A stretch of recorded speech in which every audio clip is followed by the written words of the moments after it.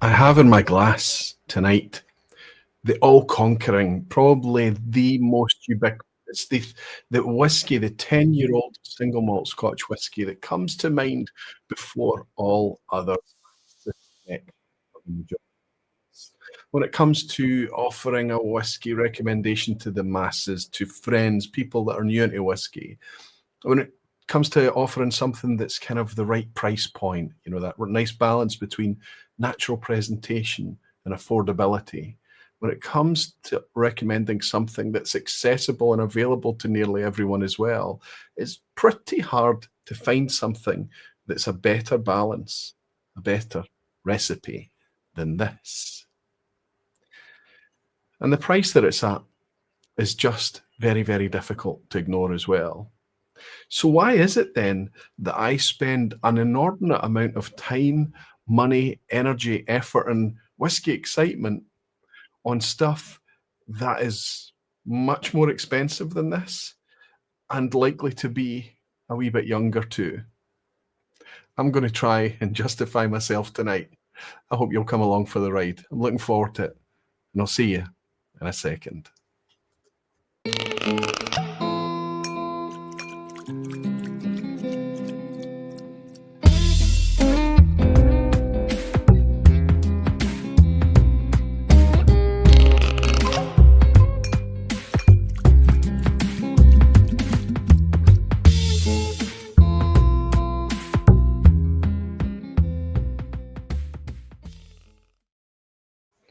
Hello, whiskey folk. Hello, everyone. Welcome to another Thursday night. Welcome to the vPub. I hope, as always, you're sitting comfortably, and I hope you've got something nice in the glass. Whether you're joining us live, thank you so much for everyone that's here tonight. It's always amazing to see. I love the support. Thank you. But if you're picking this up on the replay as well, a special thanks to you. I often get a lot of people sending me messages to apologize for the fact that they're watching it on the replay. But listen, the vPub is designed to fit around you, not around me and when I want to go live. So the fact that you can enjoy picking it up on the replay means a lot to me. And it means that when you put effort into making something that you hope has got some evergreen value, some watchability after the event, you hope that it's working out like that. So I'm very, very grateful to it, and never worry about you having to be here live. For those of you that are here live, amazing. You bring life and sentience and vibrance to the vPub, and you give me somebody to hang out with and talk to on a Thursday night, which is surely the priority, is it not? I love it, and I hope you do too. It's wonderful to have you here. Tonight's vPub is inspired by a coming of age, let's put it that way. And that weird thing that happens in anyone's life. But I think when you're following Scotch whiskey or whiskey generally, and the maturing nature, the fact that you have to wait for whiskey to come good, I think there's this kind of remarkable way of it measuring time.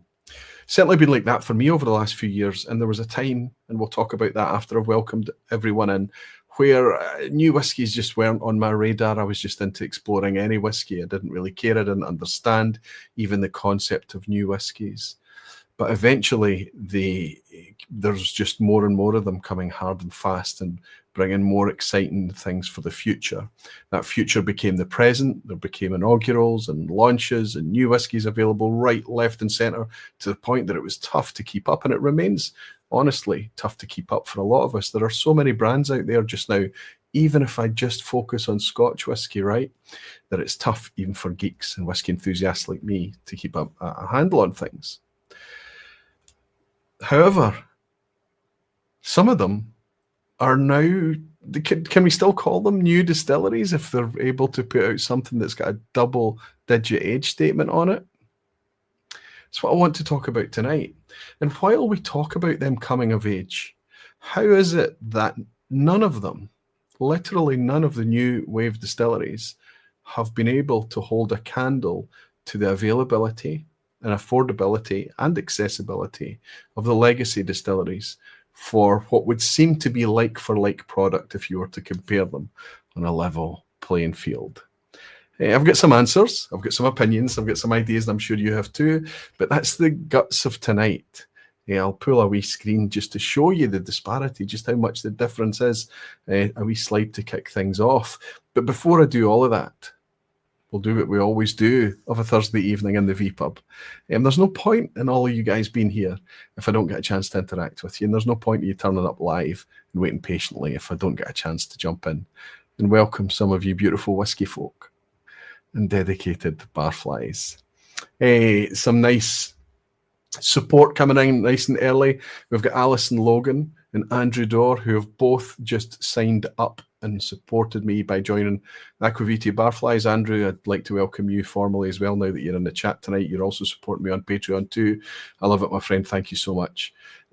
You, together with Alison here, are stepping forward and keeping the vPub completely ad-free. There's never any Google ads, YouTube ads, or anything that runs before, after, or during the vPub, and that's important to me. I don't want ads, and I don't think you do either. So thank you for that. Thank you to all the barflies for keeping it ad-free. Also, in return, you get lots of little channel-themed emoji and things, wee loyalty badges and stuff, but that's the main drive and purpose. Thank you for becoming supportive barflies. Peter Lee is in. Good to see you, buddy. He's bought me a dram. He's saying the Ardnamurchan was a success. Please thank everyone who attended, and a special thanks to Helen and Andy, Arnie and Jenny. We raised £650 for the McLean brothers. And that's the McLean brothers who've just water for Madagascar, just rowed the three brothers. I don't know how Charlie does this. I don't know how he can handle his three sons being in such a precarious position, but the bravery, just amazing. But in 139 days, they manually rowed the entire Pacific Ocean, breaking all sorts of records while they did so. And Peter was hosting a tasting in Paisley that quickly morphed into a celebration of Ardnamurchan, of Arnie Doodle the Dram, his skill set, the guy, the artist that's behind the new Midgie, of course. It's a pretty open secret now, isn't it, Arnie? Apologies. And also to raise money for that charity drive. And through Helen and Andy, that's Helen and Andy Wind. I'm sure that Hellswood is in tonight. Hopefully she's in. Hopefully Andy's in as well. Through them coming together and raising putting some prizes together and things, having a tombola, and just a general kind of donation-themed charity night we managed to put together. There was only about 26 people in the tasting. Not a lot of people, so £650 is an immense measure of the generosity of our community. Peter Lee, Denise Lee, and the entire Lee family, actually, especially Rebecca as well, working our wee socks off all night. What a night it was. Pleasure to be there. Thank you for everything that you do. It was indeed a success, big guy. James DeGiulio is here as well from the northeast US. He's saying 10-year whiskey. Some would say my age. Okay, so we're talking about maybe your preference age in whiskey, James. I'm not very sure. But thank you very much for the drama, friend. I know that you're heading back to Scotland very soon.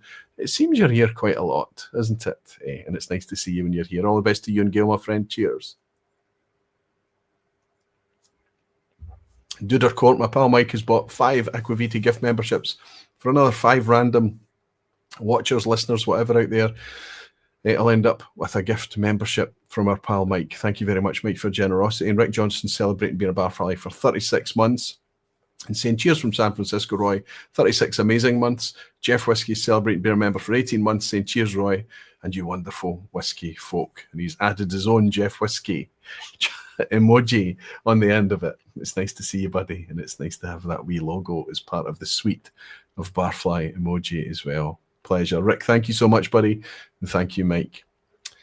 Let's see who's in the chat. As usual, when I pick up the comments from the chat, I'm looking for Orange, so type Aquaviti or at Aquaviti, and I should get your comments. Julian Rickman is saying, evening, Roy. Evening, Barflies. 10 years for some of the new distilleries. Where did the time go, Julian? It's exactly how I've been feeling myself, especially when you rewind and you think back to what you were doing and the years that they were founded, and it just seems like a minute ago, and now we've got 10-year-old malt whiskey to enjoy from some of these distilleries. Justin Wan is here saying, good evening, Roy, and all of you wonderful barflies. Falsgraf Klaus from Germany is here as well, saying, good evening, Roy. Justin's all the way out in Hong Kong, by the way. 2 Ardnahos under 10 years old poured. I'm looking forward to your tale of the 10s, and there are only new ones on the thumbnail. That's right. That's the focus. I'm going to bookmark it tonight. We've opened with one. I'll talk a wee bit about that. We'll go straight into the new wave distilleries, And then I'll kind of, I don't know how, it's the vPub, isn't it? We can let it kind of wax and wane a wee bit. But that's the plan. That we finish on some legacy products as well that I think are very, very good examples of their style. Billy Bennett is saying hello, Roy. Keep up with tonight's theme. I've poured a glass of AD10, still available here in Norway for a fair price, I think. Good for you, Billy. I didn't realise that you were out in Norway. Nice to have you in. And it's quite fortunate that you're still able to pick up the AD10 because we are not. I think we're secondary, fully secondary for that one now, and we have been for quite a while. Ginger Genius John is saying good evening, Roy, and all the barflies. Good to see you, buddy. Nice to welcome you in. And Highland Hamish is saying greetings from the Highlands. Great wee tasting tonight with a German party, a Scapa 10, Thompson Brothers, Limburg, Glenrothes. Want to know that one? Then a choice of Torvig, the Altglen, or the Altglen, Ardna Limited Edition. Ardna, which I see you have to specify your Ardnas now. There's Ardnamurchan and there's Ardnaho. I'm going to assume Ardna Limited Edition. It's probably an Ardnamurchan you're sharing tonight. Good to see you, and Hamish, I hope you're keeping well. Jean Kelly is saying greetings, Roy Aquavite. Arran 10 is my start to be followed by a Springbank 10, then on to others. Thank you, Jean, for being on theme tonight. It's not a requirement for anyone, but aye, it's nice to get into the spirit of it, isn't it? Alistair Gray saying good evening, Aquavite and the magnificent barflies. Good to have you in, buddy. And Derek McGrainer saying good evening, Gaffer. Good evening right back at you. Derek, good to see you, buddy. And Jerry Miller is saying good evening, Roy. Gaffer. It's a very, I don't know, is it? No, it's a British thing, right? It's not just Scots and Irish that use that word.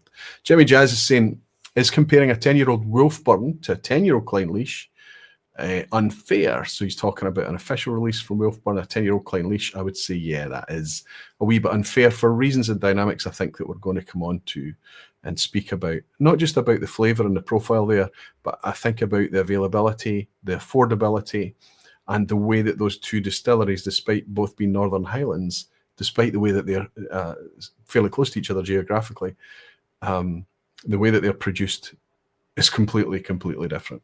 Fernando saying hello, good evening, Roy. Good evening, barflies. Just in time for the start. Cheers, guys. Good to have you in, Fernando. Always nice to welcome you in. Warner in Florida is here. The One Glass Man is saying hi, everybody from Florida. Cheers, Aquavite Glenmorangie 12 at 43% in the glass. So we've got a bump there in value proposition, I suppose you could say. An extra 2 years maturity in the Glenmorangie's 12-year-old. I'm still campaigning them for a 10 or a 12 or something, fully ex-bourbon like their flagship. But come on, 46+% ABV, fully natural Glenmorangie official from a nice big vatting of deep, delicious stock. No need to chill filter it. Come on, Glenmorangie, you can do it. MJ Rodden is saying, evening, Roy and fellow barflies, 10-year-old whiskey. Often the gateway age statement, old enough that you think you've a mature product and young enough that it shouldn't be prohibitively expensive. MJ Rodden's hit the nail square on the head.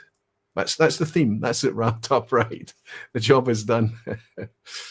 I wonder if you're sipping along at MJ and what's in the glass. Clutch is saying, good evening, everyone.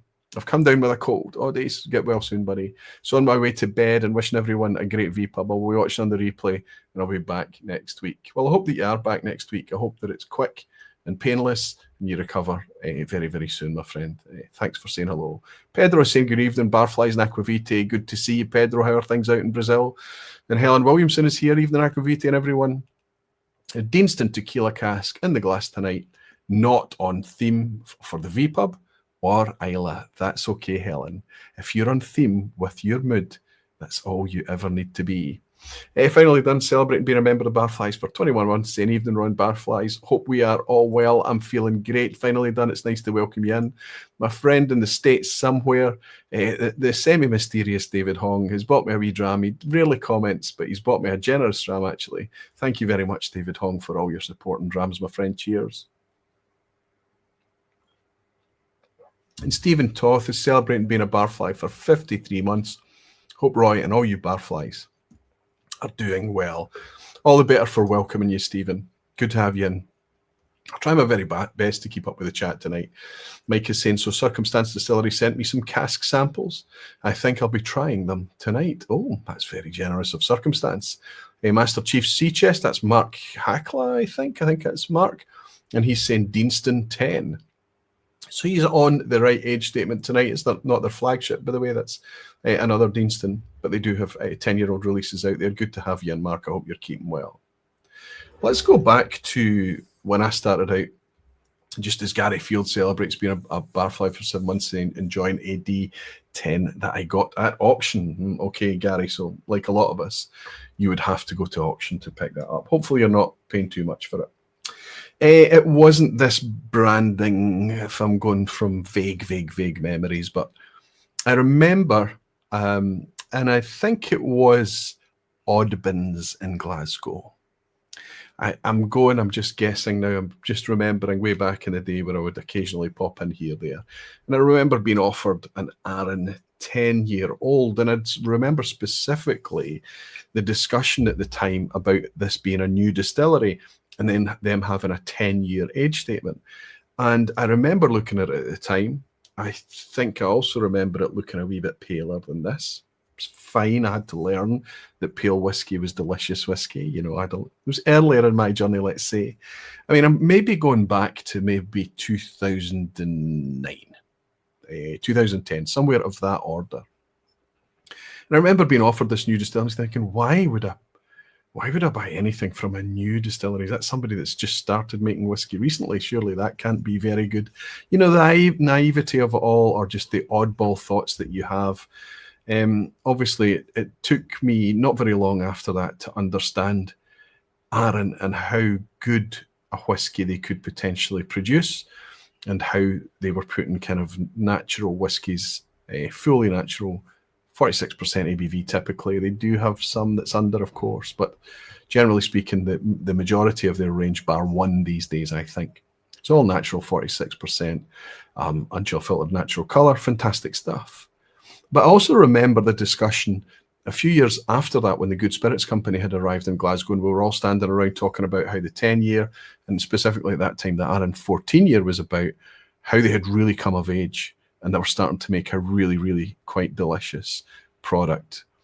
The days of being a bit rough and a bit sketchy, they were moving away from that. They had left that behind them. There was a lot more cask investment happening, a lot more kind of skill, a lot of refinement in the business and the whiskey making process, and they were making fantastic progress towards a really quite admirable, desirable malt whiskey. And that's actually where we are today. And in fact, Arran are 30 years old this year. So we can put this off to the side. We can put this original branding one off to the side, alongside the modern one I was holding up at the intro there, the all-conquering, trifecta-winning, Oswa sweeping. I mean, this is one, the best value whiskey in the Oz was 3 times in a row. And the 4th time that it didn't, it was trifecta, it couldn't enter. And it won the best Scotch whiskey in the first year of the Oswas as well. It's just, it really charms everyone. It seduces everyone. I am still, and I've had both of these tonight as we set up, sipping them side by side. I am still, and this is as much to do with a batch thing as it is to do with different branding, I'm still a fan of the slightly lighter, more bourbon-leaning batch. But this is, the newer one for me, is a wee bit more kind of modern in style, more kind of active first fill casks, which I like. I enjoy it, but also like a wee bit of refill, flair and spirit activity still to be, just a wee bit of voice of the spirit, let's say. I don't know if that's what's happening. These are natural whiskies, so the colour difference could be the fact that it's just different batches, but my preference is for the previous branding. It's just the way it is. I'm sure that other Arran 10s in the future will potentially go a wee bit more spirit leaning, but the one that's conquered the world is the new brand.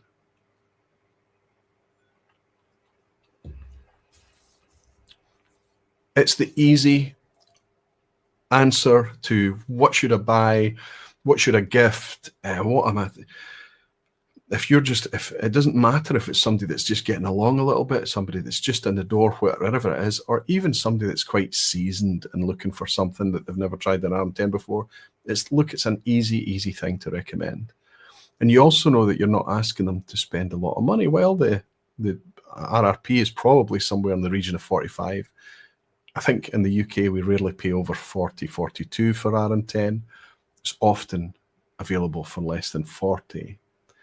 How they're doing it, I'm not sure. It must be very narrow margins, but they're doing it. But one of the reasons that they're able to do it is that they are now no longer a new distillery. Arran 10 are established. But what of the new distilleries? Since Arran 10 came along, since Arran, was established in 1995, there are 33 new brands on the market. Sorry, I don't mean brands. The word brands, it could be more than 33 actually. There are 33 new producing distilleries with malt released onto the market in the time since Arran was founded in 1995. When I first got into whiskey and Arran was the new kid on the block, Kilchoman probably hadn't appeared on my radar at that time. Daftmill was a long way from arriving. Glengyle were going through their Kilkerran Work in Progress series, not on my radar back at that time. So the only one I was aware of was the Arran, and my head was already spinning, trying to get my head around the sheer amount of Scotch malt distilleries that existed and all the brands and products that were ahead for me to explore. So for that to be added by 2-3 dozen more distilleries since then, we can understand that the space is a wee bit crowded and intimidating for people coming in now.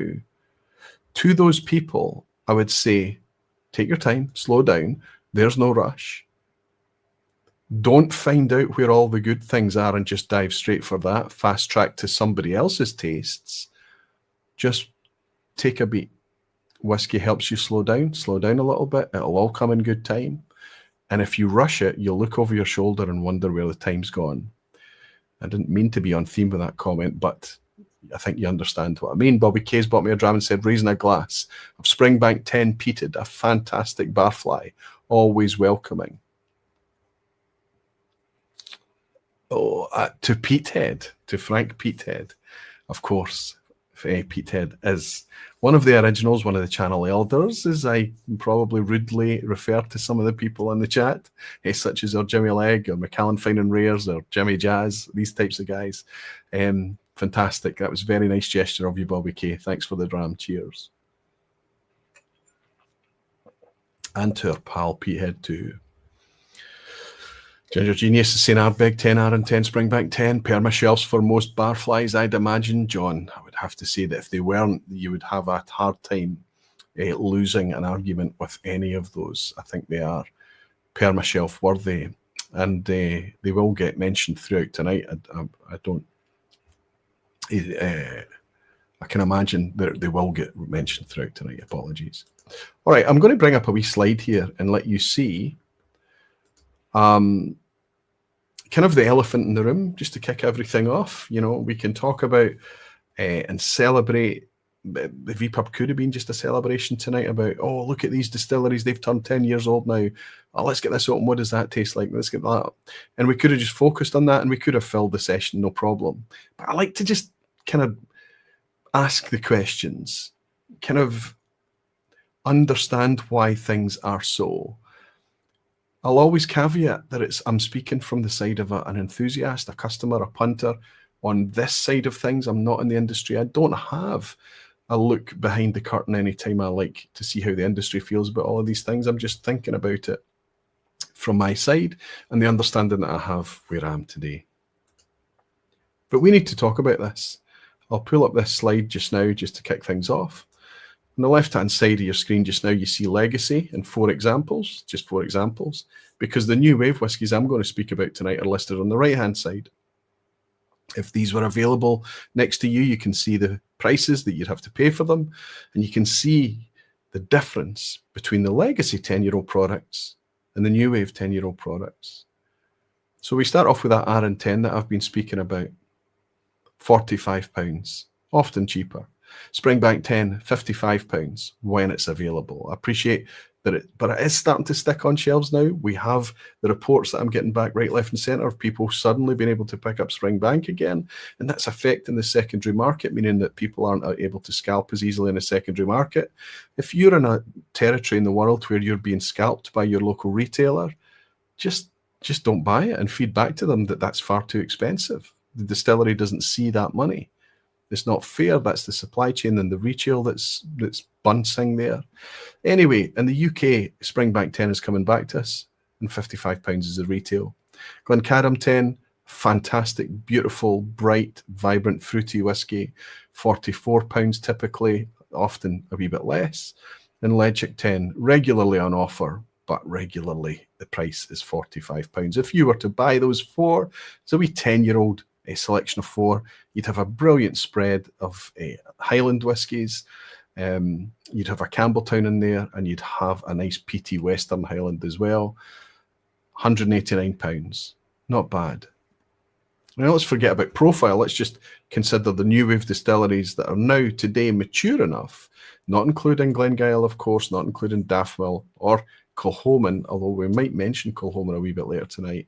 Talking about the new wave distilleries that have come much more recently, that have just come of age in order to release 10-year-old. We've got Wolfburn that were probably up there first, £65 for their 10-year-old.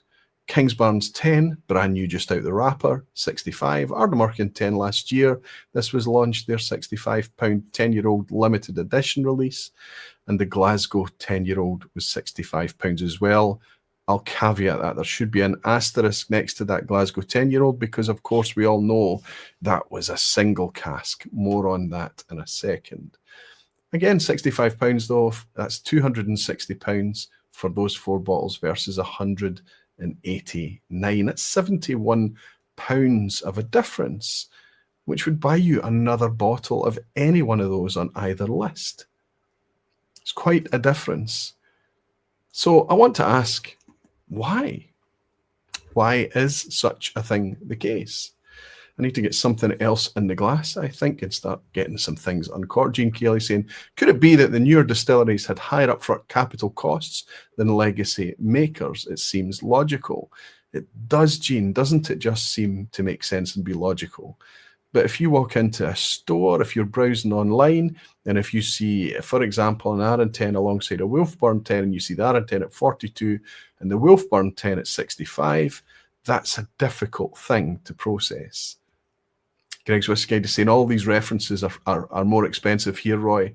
Taxes and margins. We've always got to caveat that, Greg. I know if you go to the Netherlands, it's going to be cheaper. If you go to Germany, it's going to be cheaper. If you go to France, a bit more expensive. Depending on where you are on the planet, and it tends to be a rough rule of thumb, the more far-flung that you are, or the more high the import tariffs and taxes. I'm looking at you, Australia, I'm looking at you, North America right now and things. The more expensive it's going to be. I can only go on the UK prices because if I start to search anything and go, if I buy whiskey, everything's going to be in pounds local to me. And even the Google price search results that come back tend to be fed to me in pounds. So you just need to apply your own kind of, wherever you are, it's going to be very different and change. Jimmy Legg has bought me a dram. Jimmy, it's always brilliant to see you in, buddy, saying thanks for not mentioning my birthday last week. If you had, everyone would know just how elderly I am. If I had mentioned it, everybody would know. Can I make up for last week? So I had on my pad written down here, Jimmy Legg, and I had a wee hazard. I'm going to have to prove that that's the case now. I bet you I can't find my notes now because I threw them away. I'm going to do this. Stick with me. My waste paper bin. I was clearing up the desk today. I bet it's not going to be here.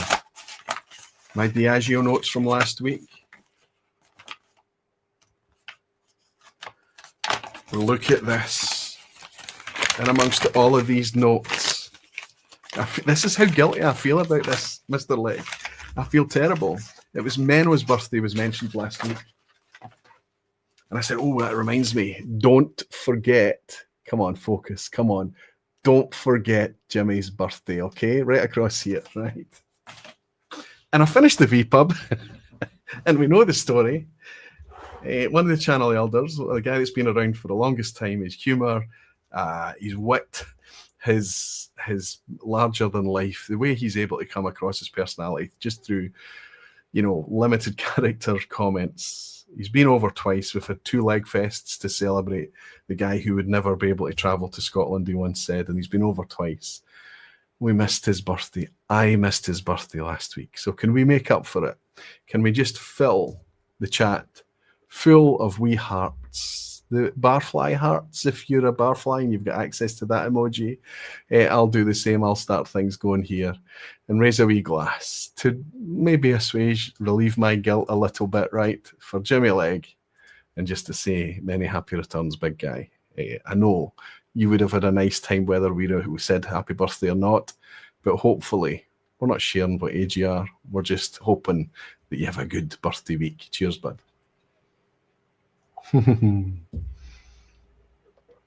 So there you go. I will try not to forget in future. The Dram Experience is saying amazing to see Kingbarns now with a 10-year-old. Dingle also released a 10 this week as well. There's a lot of these distilleries now coming of age and starting to release product, and I think it's brilliant to see. Is it worth it? That's the thing. Look at all the hearts for Jimmy. That's magical. Superb. Thank you all. Thank you all so much. There is no new make notes at the left-hand side distilleries at all for their price, but very first distillery from right-hand side have one and priced higher as well. Yuri, I get what you're saying, and I think that that's what we want to talk about tonight. Anthony Lambert is saying, I bought my first 10-year-old single malt in 86 after seeing the Highlander film. Conor McLeod ordered the Glenmorangie in a bar in the film. I love that film and that dram still. Hey, Anthony, I'll match you on that. I love the Highlander film, I really do. And I still have a soft spot for Glenmorangie. It's now a 12-year-old, as we've already mentioned. But Glenmorangie 10 has been a ubiquitous, through all its brandings while I've been into whiskey, it's been practically a perma-shelf item for me. It's always been on the shelf. Still have a soft spot for it today. And George P. has sent 10 Aquavitae gift memberships out to 10 brand new barflies. I hope you'll all consider staying a wee while. Thank you all for your support. And George P., thank you so much, my friend. Are you in Arizona? Would that be right? I seem to remember that's the case. You can risk the money, says Duddercourt, on these new 10-year-olds, and then I'll buy the ones that you recommend. So you want me to take one for the team. Let me tell you, that's how I've set up my cart, Mike. That's what I'm all about. And if that works for you, absolutely. If it is working for you, at least give this video a like. I do try my best. There's a lot of things on the shelf that don't get drunk. But I hope that means that they don't end up on your shelf. The things that end up on my shelf that disappear quickly, that get shared with people like Mike when he's round, means that it's good, solid recommendations, and it's things that I enjoy and things that I've got a wee bit of consensus from sharing with friends and things as well. That's what it's all about. We work as a community. It's very bi-directional, so we can guide each other. So I'm going to start. We're talking about Kingbarns Dram Experience. Was it talking about Kingbarns turning 10 years? I'm going to start with making note of Wolfburn. I'm not going to sip this tonight because I have been sipping it this week. This bottle has been open. And a confession, and I know better, and I should know better. But I bought this when it first appeared, this 10-year-old. So it's been on the shelf for... And I'm not sure when this would have come out, maybe 2024, but I think 2023, if I'm honest. There's not a lot out of this bottle. So it's not exactly been smashed. The level betrays how much I'm enjoying it.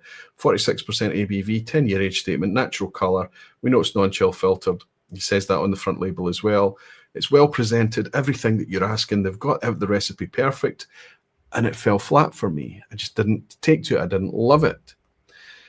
I've gone back to it a couple of times over my time with it, but this week I've discovered something about this whiskey that I love, and it's a slightly sharp, sour acidity that makes it stand out a little bit, and it makes it unique.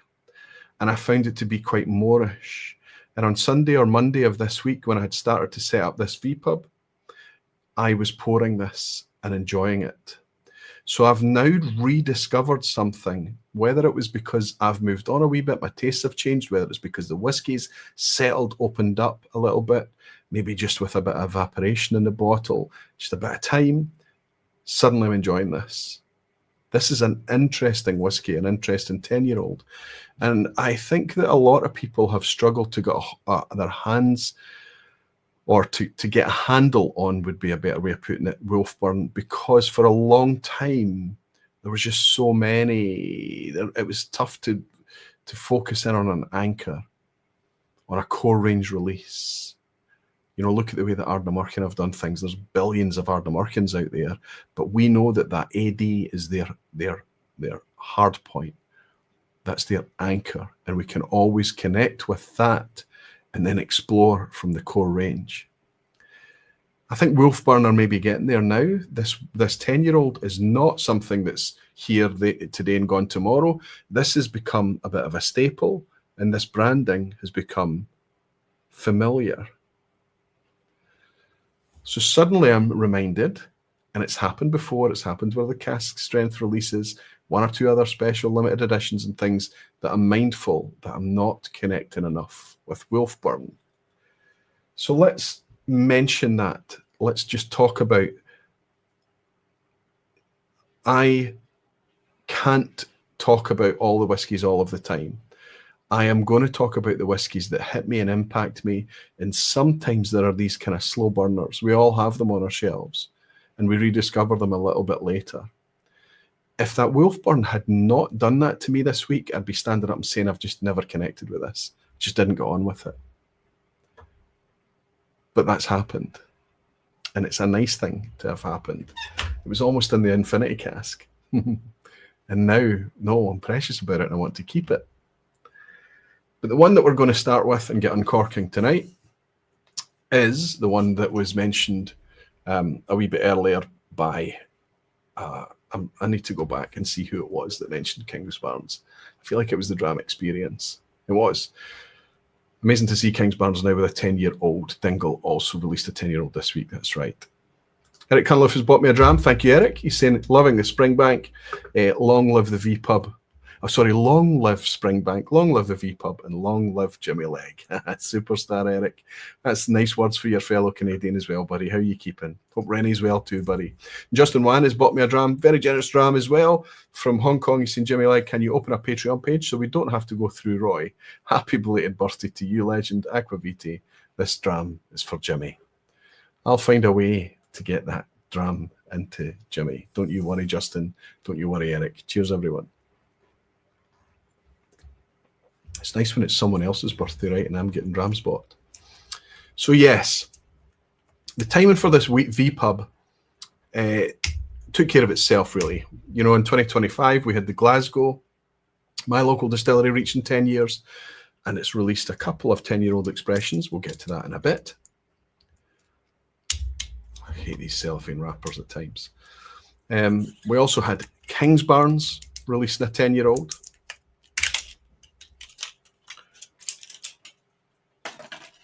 And as I've mentioned, last year in 2024, Ardnamurchan released a 10-year-old. So what of 2025? Well, more on that in a bit. Let's get this opened. This is a 10-year-old Kingbarns. Now, it's 90% ex-bourbon. Fantastic. Ex-bourbon barrels, 90%. There are, Kingbarns have kind of got an association. They've been well known for STR barriques. STR is stripped, toasted, and recharred.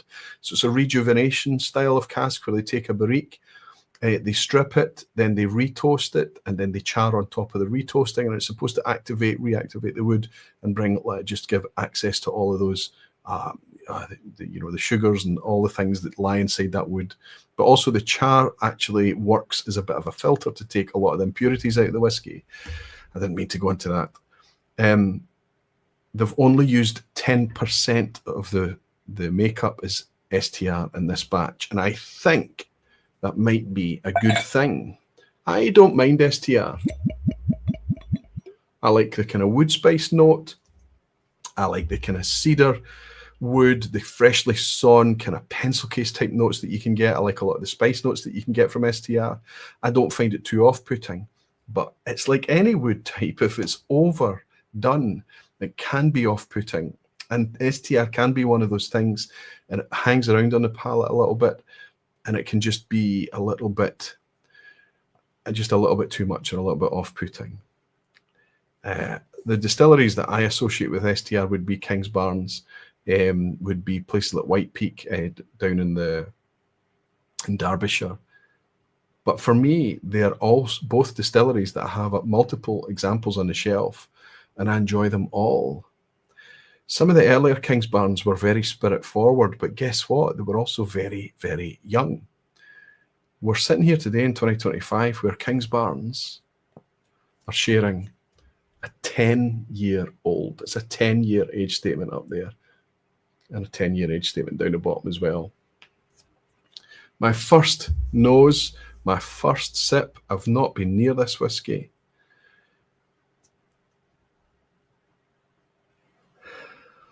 Very fresh, very orchard fruit. Really appley. Fresh, green, sweet green apples, like golden delicious sweet. And lots of it. Wee bit fragrant, floral.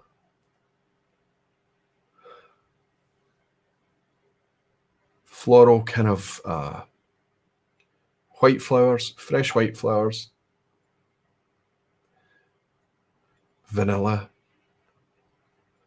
I tend not to, vanilla is vanilla, vanilla. I don't kind of focus on vanilla, but when you get a fresh kind of blast of vanilla, you talk about it. And a creamy toffee. Emily's old enough to remember toffees in the UK. Not just toffee, but there was a very, very creamy toffee. And a kind of warmth in the background coming from wood spice, but it's not overdone. This noses and behaves in parades, if I'm honest, and I don't mean to be in any way negative about this. It's a positive thing to say. It's got the poise and the approach and the character of a typical Glenlivet Speyside. Orchard, floral, bright. Cheers, everyone.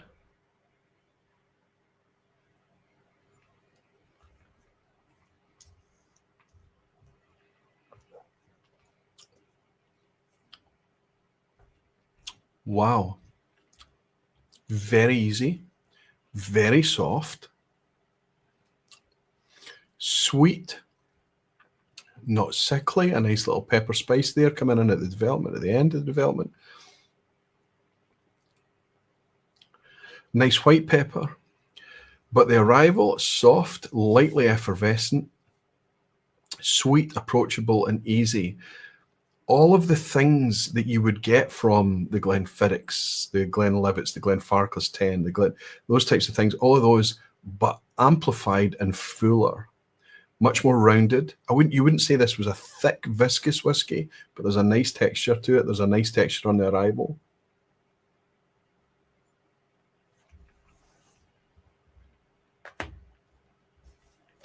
Oh, just ridiculously easy, charmed. Nice poise, nice balance. It doesn't go in any direction. It doesn't, there's nothing out. It's slap bang in the middle of the flavour map, right? But that's, again, it sounds like I'm being a wee bit negative. It's just a very good slap bang in the middle. This is a little bit like what people imagine Scotch whiskey is. It's that perfect, maybe everything bar, maybe a bit of smoke or peat, but that perfect kind of center stage. Fruity, slightly floral. Nice spice. Let's see if we can get a bit of malt from this. I'm just remembering it that Kingbarns, especially the kind of really spirity ones that I had at the beginning when they were kind of just 3 and 4 years old, you got this really nice creamy malt. It was almost like porridge oats at times.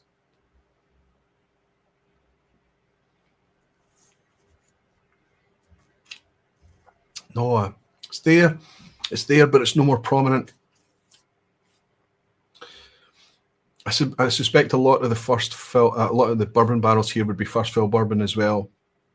Hopefully a mix of first fill and refill. It certainly tastes like that. But I was expecting just a glass of vanilla, if I'm honest with this, and it's because I was maybe listening to a couple of folk that have tried it already.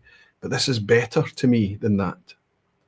This is a perfectly poised, balanced, smack bang in the middle. This is flavour-wise and engagement-wise, I think this would do better than an Arran 10.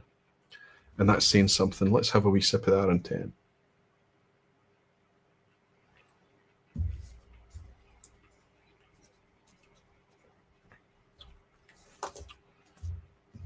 Much more kind of first fill, toffee, butterscotch, sweeter, thicker kind of cask influence from that. I suspect this is going to bring more of that kind of pepper spice, wood spice, a wee bit more vibrance.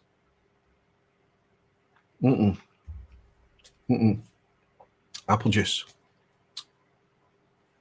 That orchard fruit is really prominent, it's really forward. I'm just going to mark these glasses on a wee piece of paper so I don't get them confused. That's a charmer. However, the Arran 10, I'll go back to the elephant in the room. The Arran 10 is 45. The Kingbarns 10 is 65. Let's talk about this. Let's talk about this. We need to talk about it. Money's tight for everyone. But Brian Storm is saying toffos. Yes, I got that too. Palate for me, smooth, fruity spice. Caramel later on the finish. Brian, it's wonderful for you to be sipping this along with me tonight. What a treat.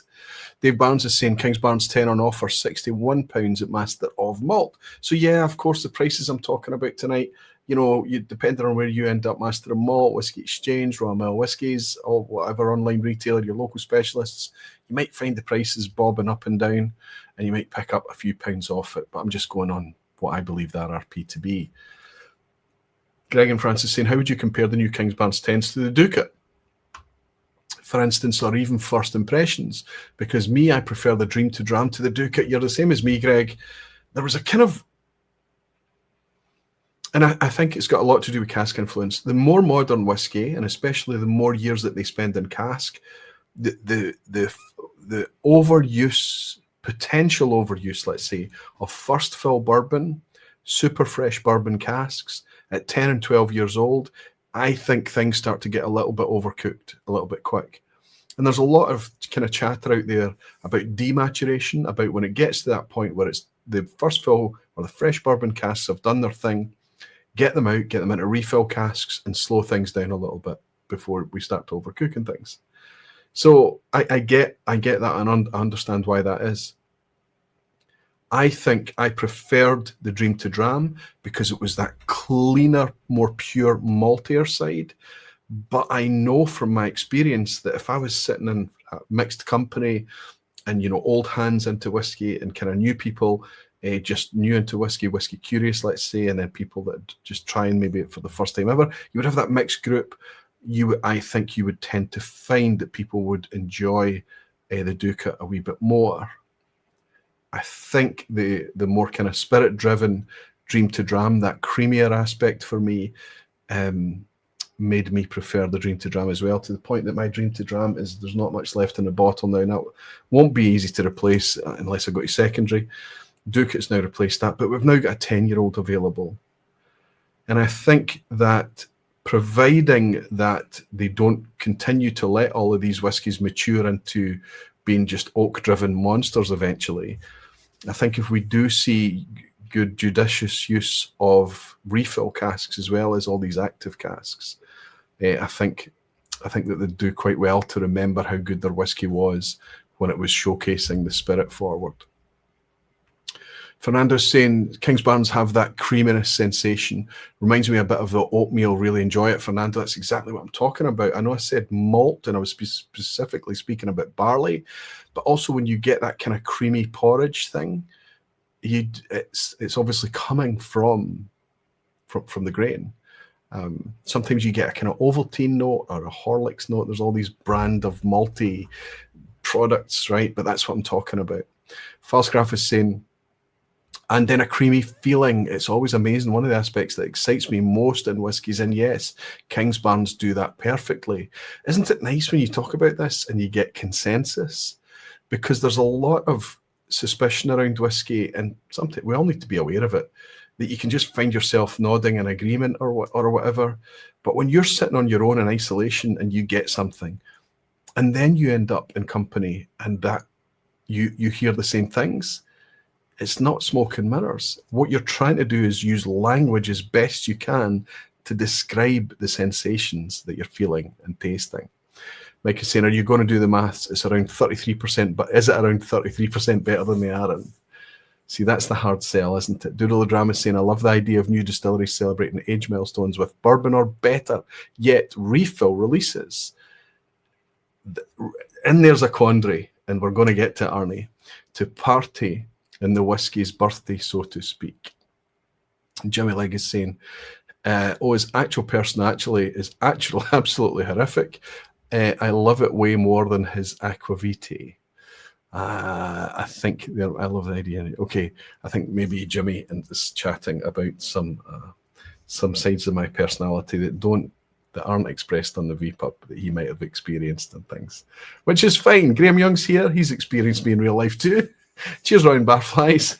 Happy birthday, Jimmy Legg. Sipping on theme, a modern classic, Laphroaig 10, opened bottles from 1985.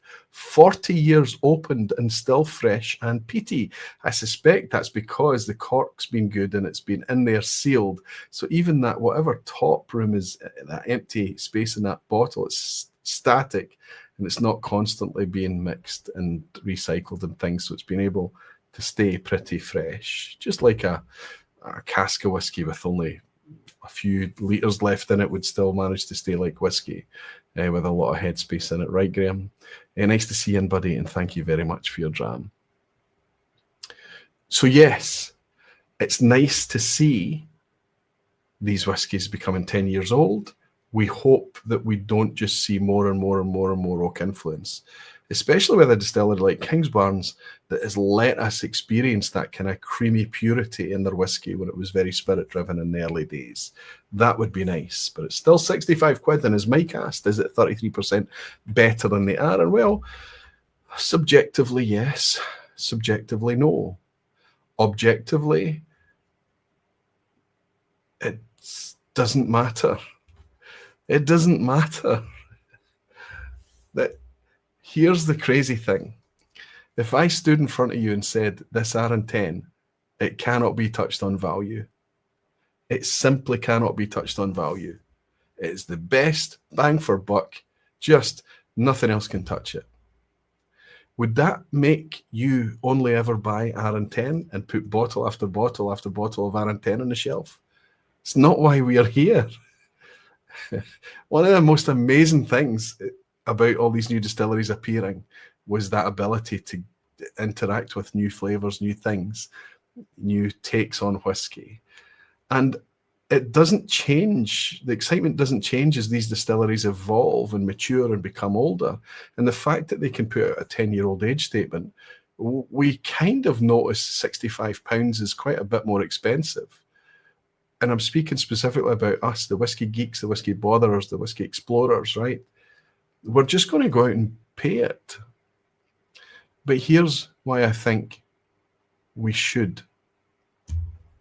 We've been talking a lot about first fill casks tonight. There's been some mention earlier about people talking about how it just makes sense that when a distillery is new, they're starting from scratch. And it's not just the simple, obvious things that's easy to realize and process when you take a beat to think about it, that they get set up and they start to kind of season things and run things and try and get the spirit running properly. And it's costing a lot of money and all that stuff. But eventually they get their spirit running and they've got it exactly where they want it to be. And they say, yes, we are on stream. Let's start making whiskey. Let's get the process going. And it takes them months and maybe years to work out all the kinks and to knock little efficiencies into things right, left, and centre, to work with suppliers and change suppliers and get better contractors and better partners and better consultations and all of these things to refine the process and everything. And all the while, they're making this whiskey and tweaking things and making things better. Degree by degree by degree, they're filling into casks. And every single cask that they fill into is costing them a minimum of £100, let's say, for a fresh first fill bourbon, maybe a bit more. I have no idea how much first fill cask cost. And I've no idea how much a coopered cask costs either. But it's up there, it's in that order. I remember being talked about £65 to £100, but I know it's more expensive than that. And the good quality casks, because not all first fill bourbons are the same, right? There's kind of thin wood and thick wood and well put together casks, and distilleries that are held in high regard, bourbon distilleries, others less so. The price is expensive, and every single cask, every 200 litres that pours into that spirit receiver, let's say, before the filling, every 200 litres that goes into each cask, £100, £100, £100. A break, even more expensive. A butt, yes, it holds more, 500 litre butt, but it's £1,000, £1,200, €1,200, let's say. I mean, these are stupidly expensive things. Isn't it expensive for everyone? Well, no, because legacy producers that have been going forever are using refill casks. They're disgorging, bottling, getting money back for the whiskey, and not having to buy more casks because they can refill the casks that they've emptied. Yes, they'll replenish and they'll buy fresh casks to keep things topped up. But they've got how many fills? 2 or 3 fills before they need to worry about retiring casks, before they go off to a cooperage for reconditioning, before they go out into maturing blends or whatever it is it's going to, or grain whiskey, whatever it's they're going to do. All of these costs are up front for any whiskey producer. But for a new whiskey producer, somebody who's starting from scratch, everything is up front and exaggerated. They haven't worked out the cheapest way to buy barley yet, or store it. They don't have the resources maybe to buy the grain the way they would like to buy it and just have it on hand. They haven't worked out all of these things, the dry goods, the bottles, the packaging, everything. Everything is much more expensive. We talked last week and 2 weeks ago and in various places about how we can't expect a 5-year-old whiskey to be half the price of a 10-year-old because the cost is in making the liquid. To get it to 5 years costs almost the same as getting it to 10 years. The other dynamics come into play, waiting those 5 years for you to get your money back. But the cost per litre in terms of warehouse space is pennies in maturation terms. Yes, the whiskey becomes rarer. There's less of it the more mature it gets because guess what? You're taking from the stocks and you're selling it. You have to get money back in so that it becomes more valuable. And the value of the whiskey because of its scarcity is actually a much higher incremental impact on the value of the whiskey than it is to just mature it. So 10-year-old whiskey in terms of raw costs is only a little bit more than 5-year-old whiskey. So we can see that new distilleries coming along are always going to be behind the legacy producers. They're not going to be able to compete. But as I crack my next whiskey, I'm going to talk to you about a concept that people have been promising for a long time. Tom Lindsay's is in here from White Peak, this distillery as well. We've got some insiders in. Good to see you, Tom. I hope you're keeping well, buddy. Saying evening, Roy. Dialing in tonight on my phone from stormy Stornoway. My goodness. Had a great private tour of one of the new kids on the block yesterday, Harris Distillery. Fantastic, Tom. Didn't know you were in Scotland, buddy. I hope it's a leisure break as much as a work break. I hope you're having fun out there. And the weather's not been that great these past few days, especially out west, right? Jimmy Legacy, didn't Michael Henry say that he bought bourbon casks for $600? I guess it's maybe a supply and demand thing. $600 does seem a lot. I don't remember that, Jimmy. I bet you've got a better memory than me. I wonder what the context of that discussion was. Chris Everwind is saying, ahoy, malt mates. Chris, so good to see you, buddy. I hope you're keeping well. And Hoyt, my pal Hoyt, is also here saying some older distilleries are going bankrupt recently. Their prices might be catching up with them. It depends what distilleries you're talking about. You know, there's going to be a lot of distilleries that, even though they're not selling as much or making as much, they're going to be able to weather the storm. The legacy distilleries, I fear, have probably got a better chance than most. And sometimes this happens. Yeah, YouTube just crashed on me. I'll need to refresh my chat, get it back up again. Apologies. That's worse than the chat just jumping, right? But it happens from time to time. I think my computer, being 6 years old now, maybe needs a reinvestment. Let's see if I can catch up to where I was. What you're saying, yeah, talking about bankruptcy there. Gordon Burnston is in. Gordon, good to see you occasionally in a bar with pals and asked by someone who's not whiskey daft to recommend a dram. I'll recommend them Arran 10, and it usually goes down okay. It's exactly what I was talking about. It's just the easy button, isn't it, buddy? Do record is saying important to see the difference between the higher price point with reasons like tonight and a higher price because of the name like last week. It's like you see inside my head and where I'm taking things, right? Elsewhere is saying Andy home from work in Dramport, sort of on topic with an indie Glenelg 10-year-old. Enjoyed catching up on Sunday evening. It was brilliant, Helen, wasn't it? It's good to have you in again tonight. Michael Henry is in and he's responding to Jimmy Legg. Fantastic, buddy. I'm so glad to see you here. He's probably just sitting back with his feet up. He's had to jump up and say, what, $600 for a bourbon cask? Jimmy Legg, in 2020, he's saying bourbons were around $60. This year, they are $200 to $220. It hurts when we're buying 10 to 20,000 casks per year. So that's what I'm talking about. And that's a distillery buying that many casks. No, it's a big distillery. Loch are putting out a lot of liquid, of course. Much, much bigger than any of the other distilleries we're going to be speaking about tonight. But a lot of the distilleries, starting from scratch, every single cask they're going to have to fill has been purchased in, whereas Loch Lomond still has the ability to repurpose, to look after, to repair and refill its own casks, or just straight refill. Jimmy Legg is saying more super chats incoming. Get yourself a decent PC and get away from that orchard equipment. Orchard equipment? I tell you what, you're talking about Apple, aren't you? No. So, yes, super chats and things are great, Jimmy, but don't encourage that, please, for investment and things. The way to support me is through Patreon, like you do, Jimmy Legg. Thank you very much. The costs and the fees and the chunks of funds that's taken from the money that comes its way to me and Patreon is much, much more attractive for me. YouTube's amazing. The platform's amazing. The power of the analytics, the search, the promotion, and the back end stuff, the storage, everything, it's amazing. We just can't believe that such a thing exists for free. So I don't mind sharing the revenue that I get in with YouTube and Google.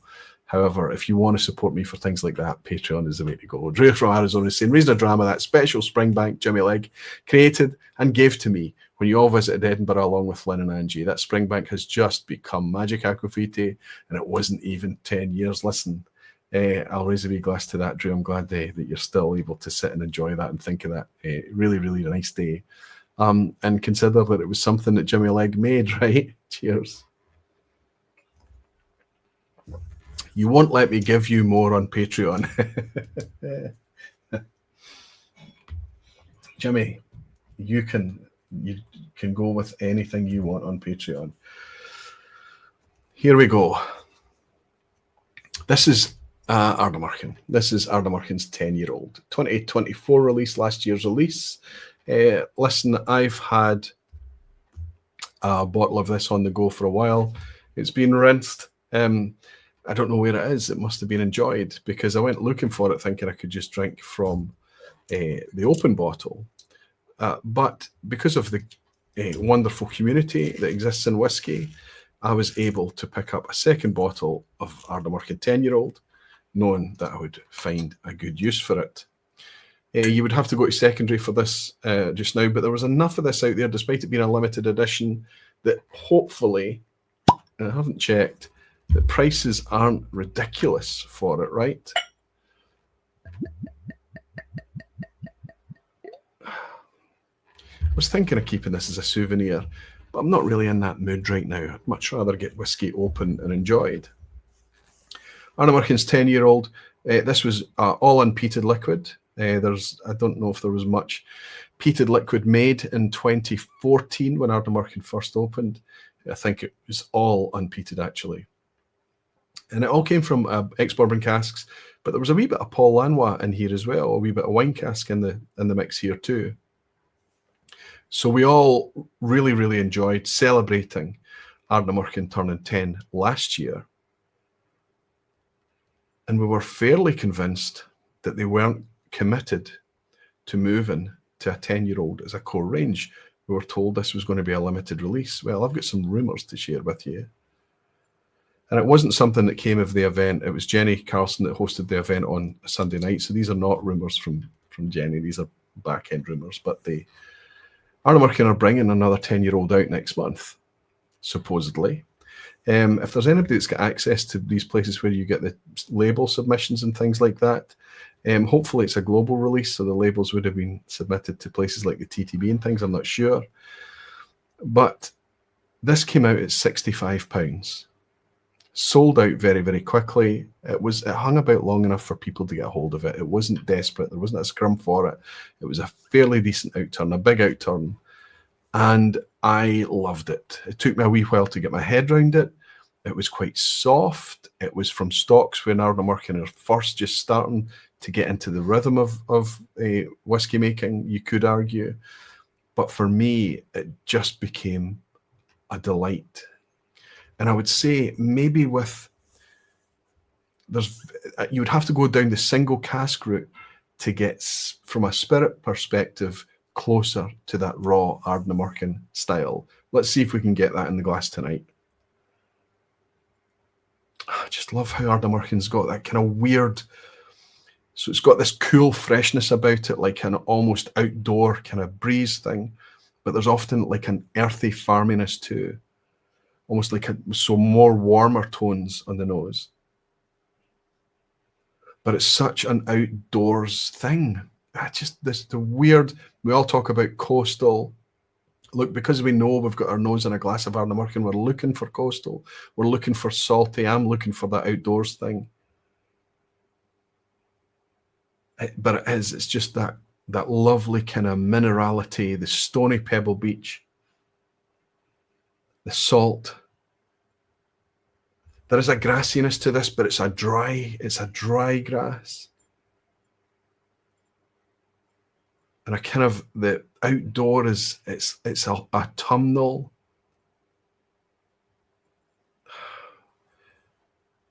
So obviously what I'm talking about here is a very strong West Coast Ardnamurchan identifiable, describable character. But there's a complexity there. It's not a simple, straightforward thing. That's just the first thing. And I'm quite surprised, instead of getting some orchard and brighter and yellow and white fruits, probably on the back of the other things I've been sipping, it's kind of more of a kind of dried apricot, a wee bit of chocolate and fudge even. Let's just have to have a sip of this. Cheers, everyone.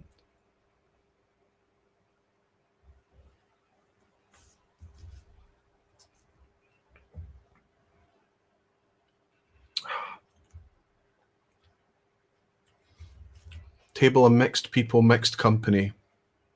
We're going to be leaning towards the Arran 10 style and things, just the crowd pleaser. But it would be wonderful to offer them that Arran 10 and then offer them this. And they could, any beginner, anybody stepping in and sipping whiskey for the first time in their life, would immediately taste the contrast and the difference. And they wouldn't need a big, bold sherry cask or a wine cask. They wouldn't need peat smoke in order to tell the difference between the two. And you would be able to explain to them, look, it's made from the exact same thing, in the exact same way, and matured for the exact same time in virtually the exact same containers, same vessels, same casks, and it tastes this different. It's just wonderful to behold. It's fantastic. The concept I want to talk about has been discussed with me with lots of producers over the years. Mark Rainey from Waterford said this. The team up at Ardnamurchan said this. If you support us at the prices that we launch at, we will catch up. And by the time that we've got mature product out there, the prices will be the same. The only increase in price over the years will be things that we can't control. Inflation, duty, tax, energy costs, those types of things, raw materials, that types of cost. But they will keep the price stable alongside their peers. For Ardnamurchan on the AD, the core range series, that's absolutely true.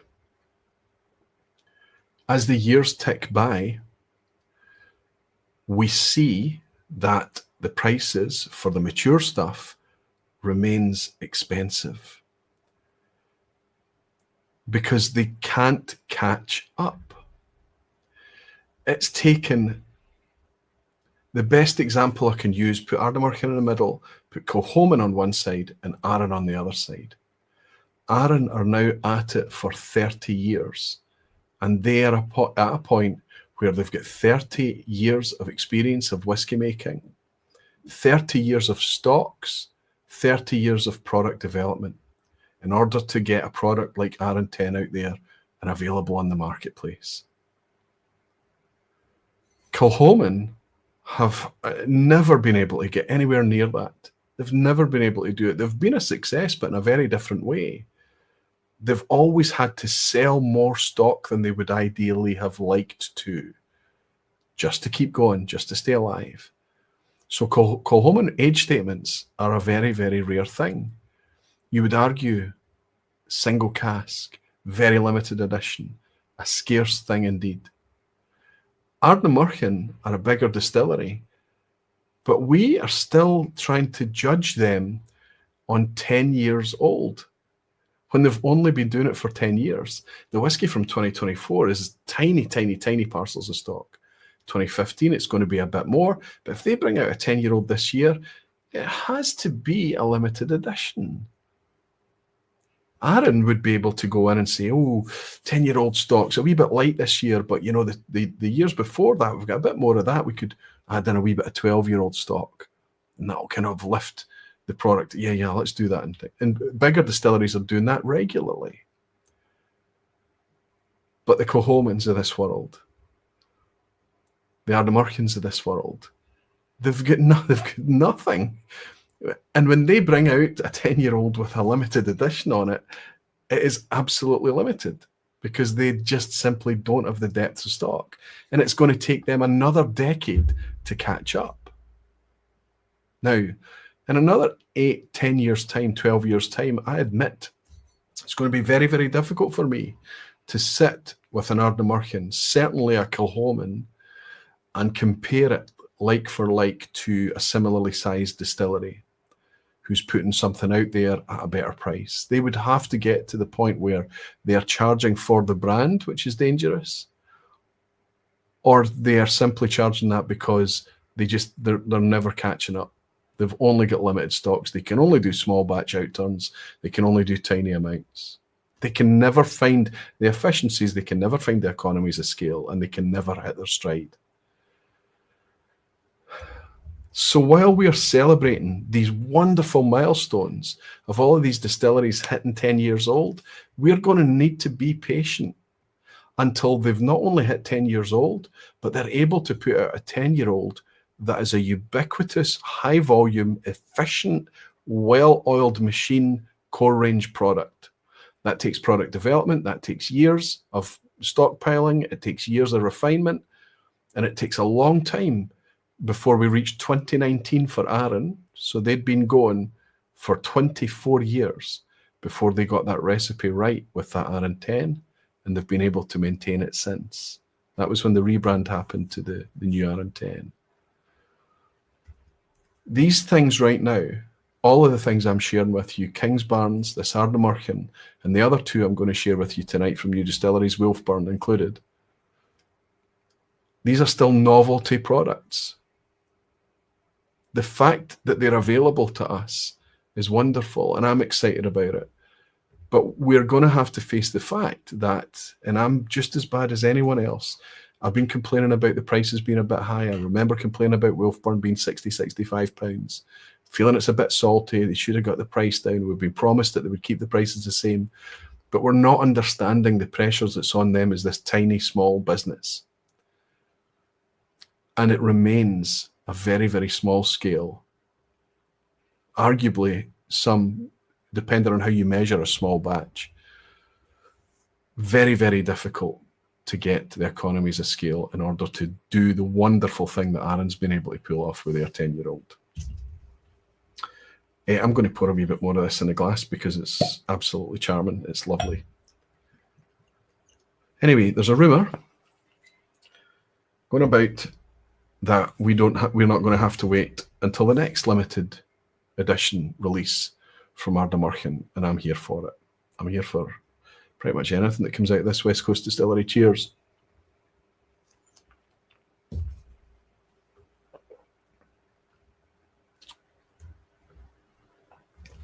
Jimmy Legacy, do you think Arran still has any stock from 1995? Absolutely no doubt they do, but I guarantee it's precious and there's not much of it left, and they won't be doing anything other than kind of luxury, celebratory, big milestone products for it. So there was talk about, was there not a 30-year-old due out this year or out this year?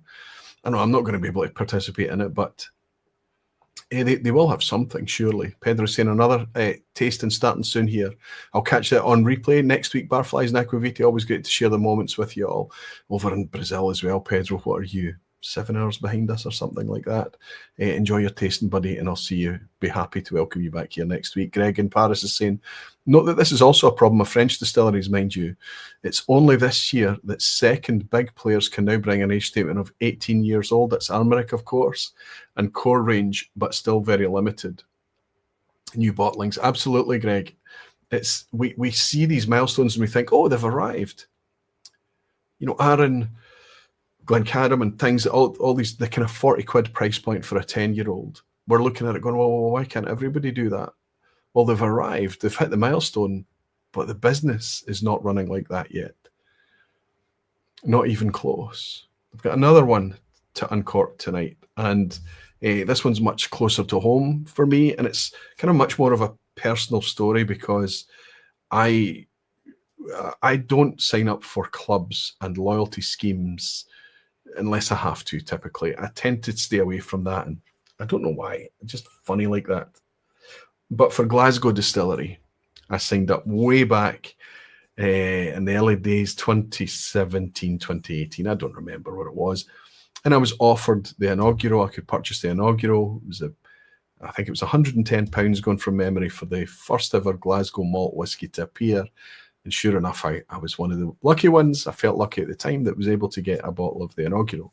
Came in a 50 cl bottle. Bit disappointed about that. Whatever, £110. Got to try it. I didn't need to open one bottle. And I felt a wee bit deflated.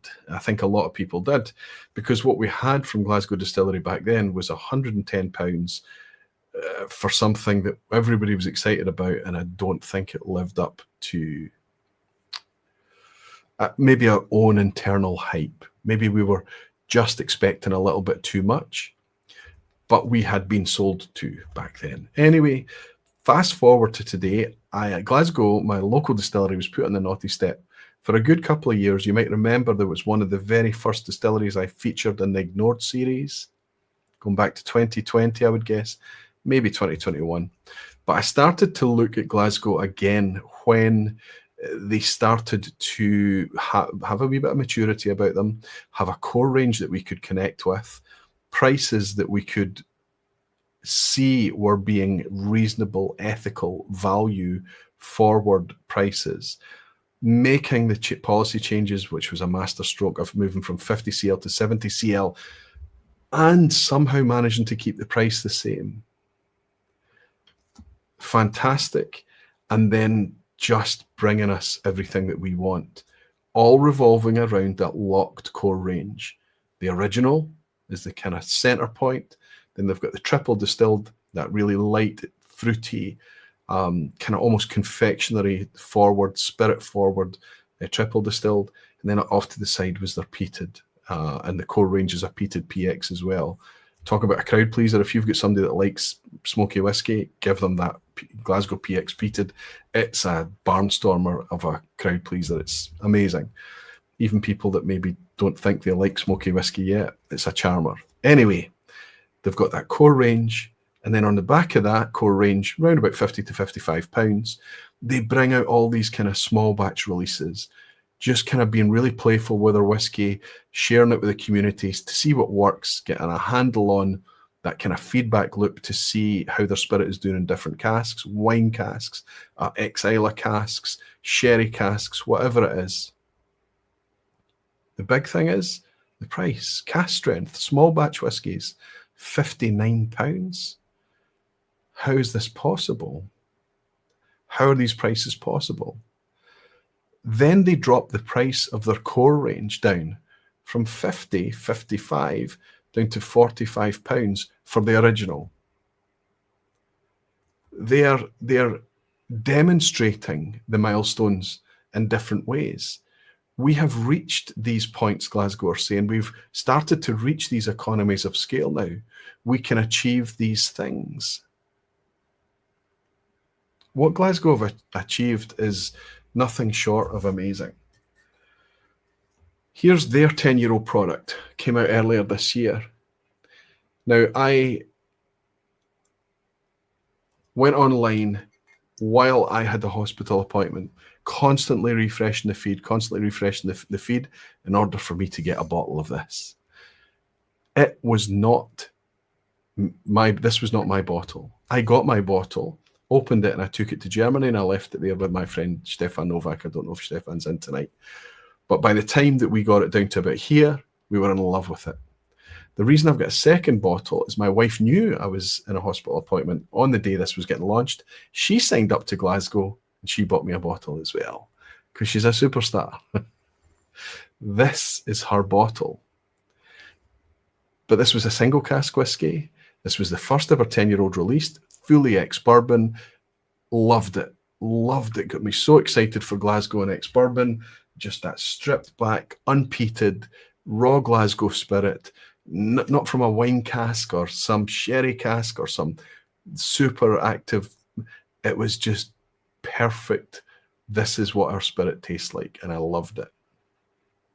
I'm not going to open that tonight because none of you can buy this. None of you can participate in the excitement of Glasgow's because it was a small bourbon cask. That's all that they released. I felt guilty that I get 2 bottles, but I'm very glad. And the other one I shared heavily. Here is something you can buy right now. And it's in very, very small writing. Does it even say here? Can you see that right down at the bottom? It's very, very muted, isn't it? 10 years old. It's a 10-year-old product. Contrast that with what I nearly tripped up on. I'm going to show you this. Harris Distillery. Tom Lindsay's just back from Harris. They were founded in 2015. So when they released their decade edition, I thought, wow, Harris are out with a 10-year-old already. Only through chatting with a pal earlier today, and by the way, I didn't buy this. I'm kind of glad I didn't buy it now. It's £75. It's not. It's a 2018 release. Decade on that label is not a decade-old product. It's just celebrating their 10 years. It's a 2018 vintage, so 6 or 7 years, we're not sure. Glad I didn't trip up on that. So I think that there's a few people out there thinking that Harris is a 10-year-old. I know that to be the case. So it's tripping up potentially a few people. But when you take a beat and you read into it, it doesn't say anywhere that it's a 10-year-old, but it does say decade on the label. Whereas this is a 10-year-old, and it's very, very muted down the bottom. They do have the neck label up at the top, of course, which is unmissable. This is a single cask Royal Mile whiskies. I picked this up at the Fringe this year, the Fringe Festival, because this was one of these exclusive bottles for that festival, or for Royal Mile whiskies, let's say. And I brought it home with me because it's Glasgow, and I've fallen in love with Glasgow. It's nice that it's my local distillery. What a bonus. But this is getting opened. This is still available. And I think I paid 73 quid, 74 quid. But this is a single cask 10-year-old celebratory release, fully matured and refill Sauterne Barrique. So Sauterne, I know what I'm looking for when I put my face in a Sauterne cask, typically. Honey, apricots, peach, light soft spice. But this is 10 years in a refill. 73 quid. So I feel much more comfortable opening this. People can still buy this. I've tried this whiskey. I knew when I was at the Fringe Festival, this is one of the ones I was going to be taking home. And it says something about a whiskey when you're at a festival and something stands up and really stands out. It's got a wee nose. Dark honey. Honey's there, but it's dark honey. It's like a waxy honey. Bags and bags of ripe, rich, juicy fruit. Stone fruit. Absolutely stone fruit. So we're looking for the apricot and the peach, but it's darker than that. It's like really ripe apricot, really ripe peach. This is unpeated as well. There's no smoke in this. It says unpeated in the label too. I'm reassured by that. 340 bottles.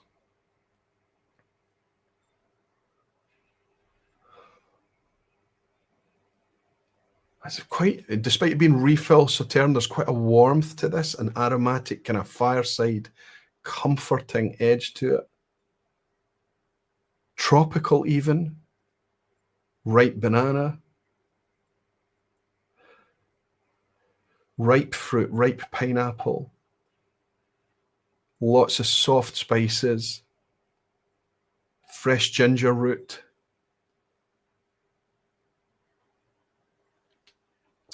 Maybe more kind of exotic type things going on here, like a wee bit of cardamom.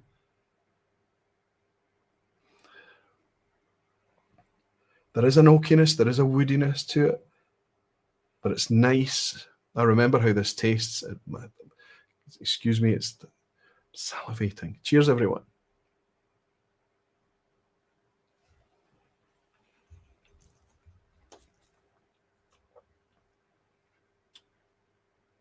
.53% ABV. Doesn't say cask strength, I don't think. Perhaps been reduced a wee. Oh, wow. Juicy fruit. Juicy fruit gum. Fruit, fruit, fruit. A bit of confectionery.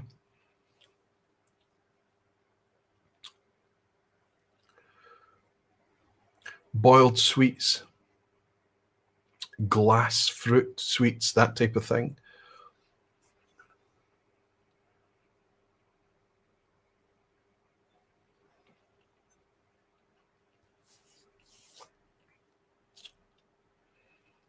Again, imagine that table that we're talking about. They're sitting with Arran 10.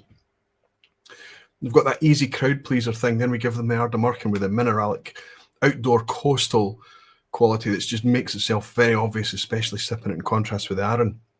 Then you're going with something like this.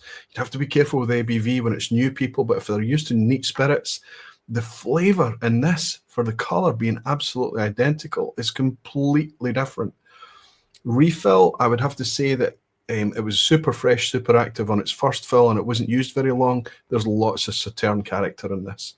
Lots of honey, lots of those kind of ripe tropical stone fruits, lovely spice. Not a lot of malt, not a lot of kind of creamy, pure spirit-driven back note things. This is done quite well out of the cask. But this is Glasgow at 10 years, fully matured as well. So we have to bear that in mind. This is not what they can do sometimes if they take a bourbon cask and then they do a secondary maturation in kind of wine cask or whatever it is. This is full maturation in that refill cask. So it's had 10 years to take whatever the cask is willing to give.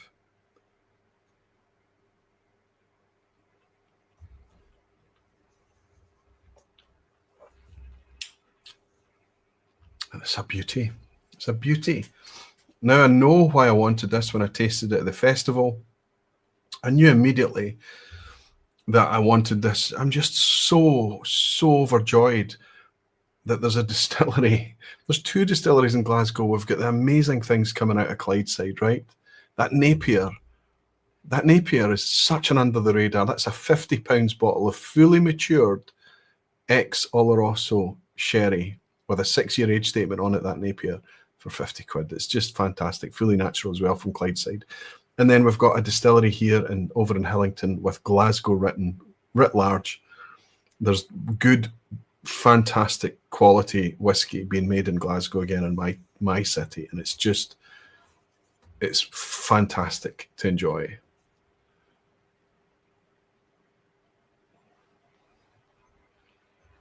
The really small batch stuff like this is expensive compared to their core range. Their core range is fantastic value, but they've managed to put in place this kind of formulaic rhythm now that they've got probably picked well in advance what their next small batches are going to be, and they are putting those out to try and crack the interest of everybody who's willing to give them the attention. They're putting out small batches at £59. Usually, if it's not cask strength, it's higher ABV. It's certainly in the 50s. They're putting out their core range around about the £50, and the original, you can get that original as low as £45. And you know what's really cool? Every year, it's getting better and better and better. It's almost like we're able to go back and taste Arran in 2004 or 2005. That's the vibe. But now today, we all have a much, much better understanding of what a new distillery is relative to what I did back in 2000, I don't know, whenever that was, 2008, 2009, when Arran was first introduced to me. Martin Jones, a superstar. Thank you, Martin. He sent 10 Aquavitae gift memberships out to the community. Hey, thanks for your generosity, buddy. Thanks for your support. It's nice to have you in here. And thank you for being a barfly yourself. Whiskey Weekend Dram Harrow is saying, have a 10-year-old Lagmore from Living Souls. So Ballandalach is also 10 years Aquavitae. Well, that's interesting in itself. Now, we've had a few vintages out from Ballandalach, 2015 and things like that. But when I was putting this vPub together, I couldn't find one where the label was an official Ballandalach at 10 years old. Maybe that's to come, buddy. Stefan is here.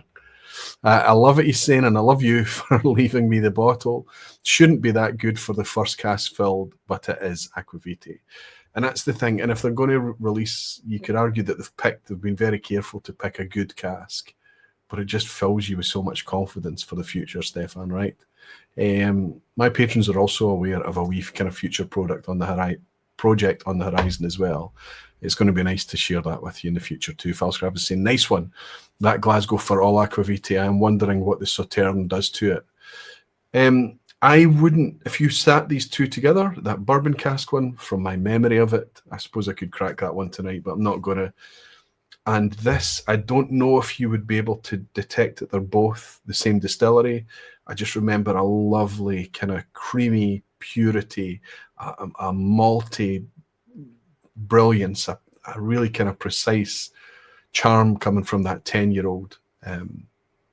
After a couple of drams into it, it was over the shoulder before I understood it. Whereas this is right up and in your face. This is much more shouty, much more flavorful, but it's all about the fruit and the juiciness of that fruit as well.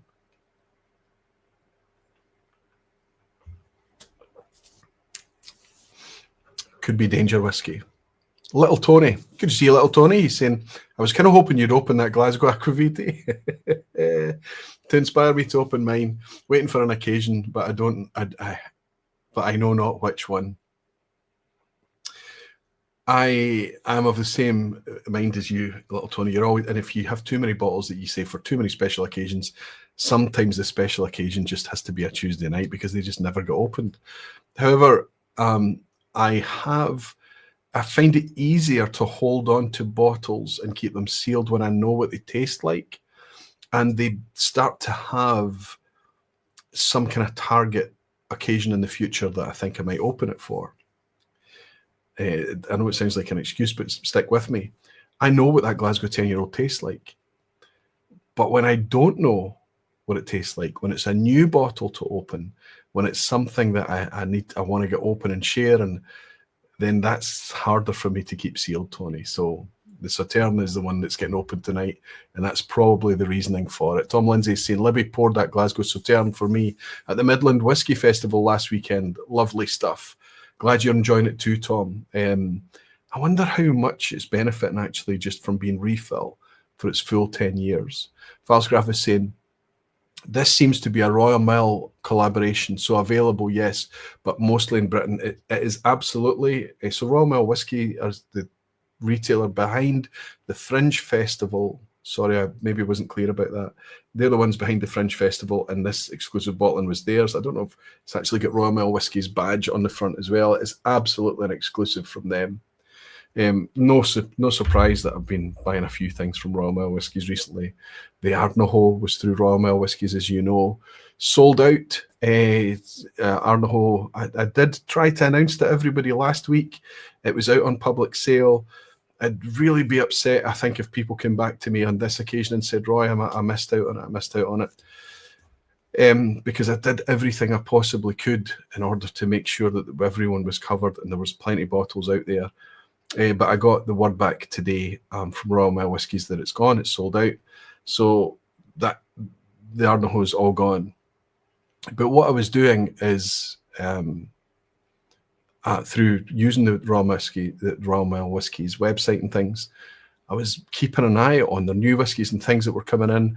I was looking at what they had on special offer, and there's more about that to come in a wee minute. This is not on special offer. It is an exclusive to them.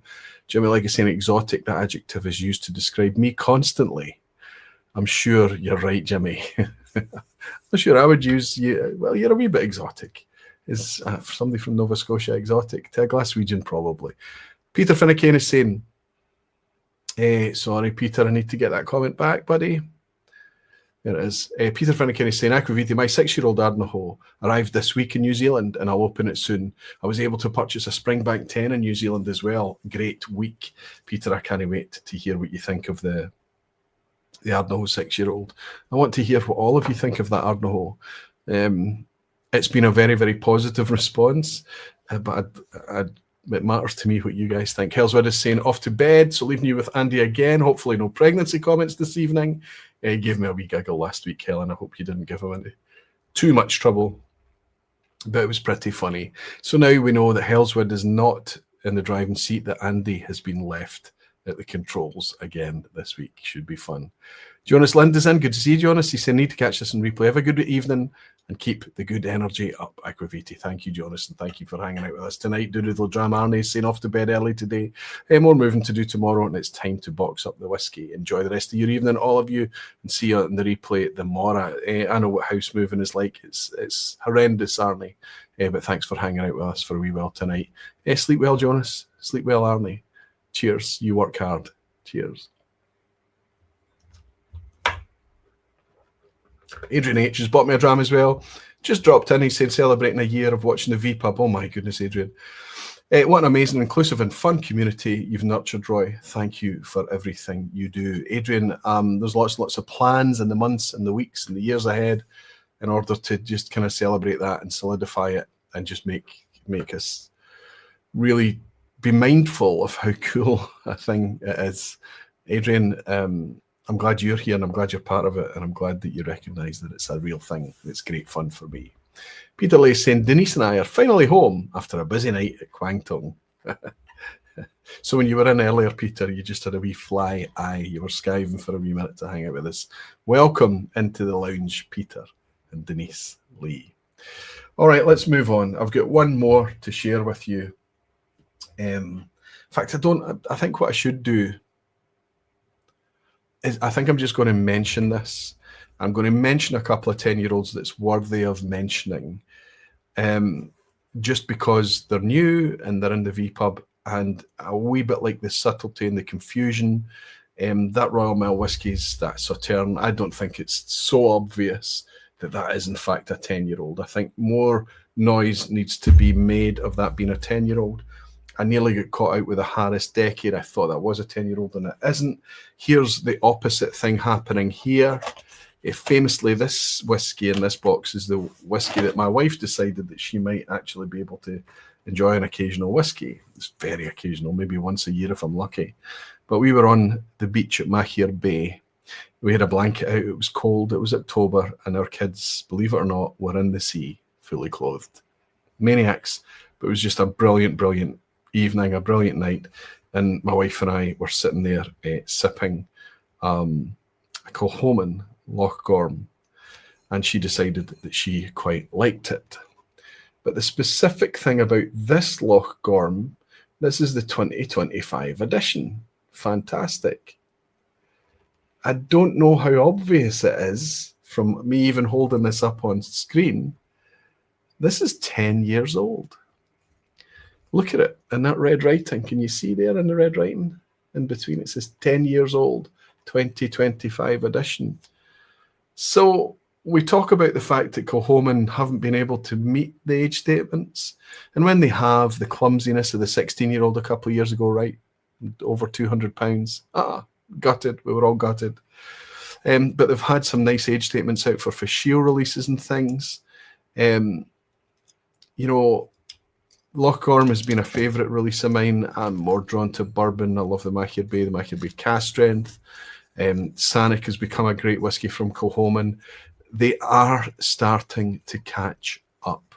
I hope Kilchoman are able to reach that point where they're actually able to pay back a little bit with the prices attenuating as they catch up. Kilchoman have been around 20 years now. 20 years. And I know it's been hard. They started tiny. They got a bit bigger, then a bit bigger, then a bit bigger and bigger and bigger. But they're starting to do so much. Floor maltings, fantastic. 100% Isla range, fantastic. This Loch Gorm is their sherry cask. And it's typically 100% full maturation in sherry, an annual release. Always peat, smoke, sherry. It just really, really works together. We can't really call this a new wave distillery anymore after 20 years. I do think Kilchoman's at the point where they need to be able to bring us. I have to be careful. They're not bringing a 10-year-old age statement as part of their core range. They've got the Machier Bay. They've got Sanic out there. This is non-age statement stuff that is getting better and better and better each year without them being shouldered or saddled with having to put, say, a 10-year age statement on it yet. They're not there yet. But it's getting close to the point that you could argue, should this Loch Gorm still be 80-odd pounds? Let's taste it. Bags of smoke. I'm back at Machier Bay, but I'm standing over a barbecue. It's seared meats. Sweet. There's a sweet, like a honey maple richness. There's so much savoury, so much savoury. It's that smoke and sherry thing.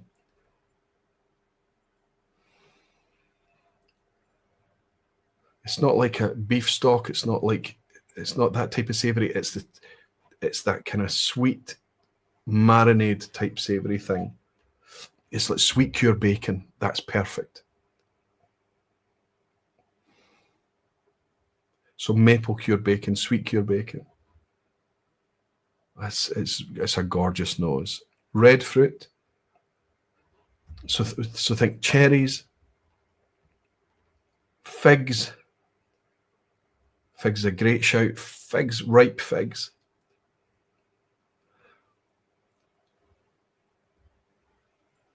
Let's have a wee sip. Cheers.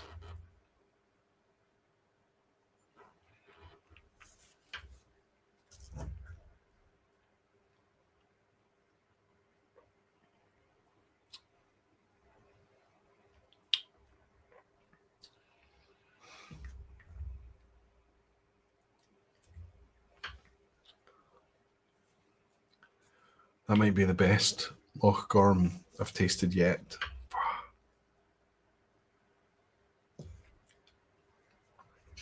This is the privilege of this. I've had fantastic Kilchomans over the years, and I've had others that I've just been like, what? How did this get in a bottle? And it's that kind of, that bizarre kind of, and I remember Arran being like that. We're living through, you know, the trials and tribulations of new distilleries growing and maturing, getting better, getting more refined at what they do. That is knockout whiskey. That is just objectively, beautifully made whiskey. It's not my favorite style. I do love peat and sherry. I love smoke and sherry. I love it. It works really, really well. But I'm always going to go for a fruitier, lighter, top note heavy, fizzy whiskey. But that is the type of thing that draws you back and makes you confident to face winter. That is an absolute beautiful, objectively beautiful pour of whiskey.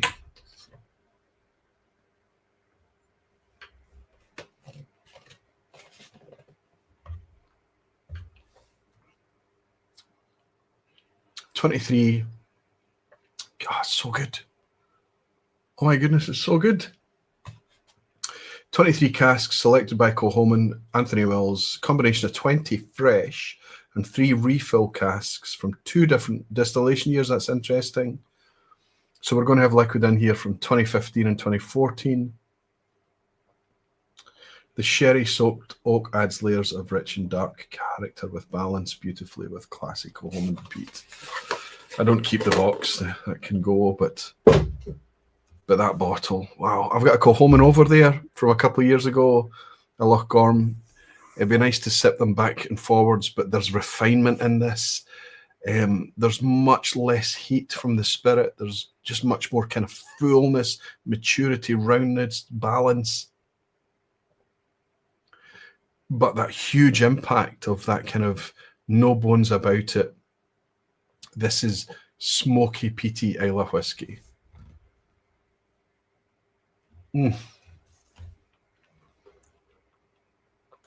Love it when that happens. Love it.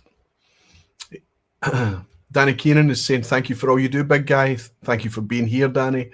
Cheers, Roy, and all the wonderful barflies. Thank you so much, Danny. Thank you for your generous dram, my friend. It's nice, always nice to welcome you in Glasgow, but it's nice to welcome you in the vPub whenever you can make it, buddy. Graham Fraser's saying, hi, barflies, just home from an evening shift. Sadly, no drams tonight as I had a tooth extraction this afternoon. Graham, I hope you recover from that quickly, and I hope the pain is only just a couple of days. I know that they can be problematic, but you should be fine, fighting fit for tomorrow, right?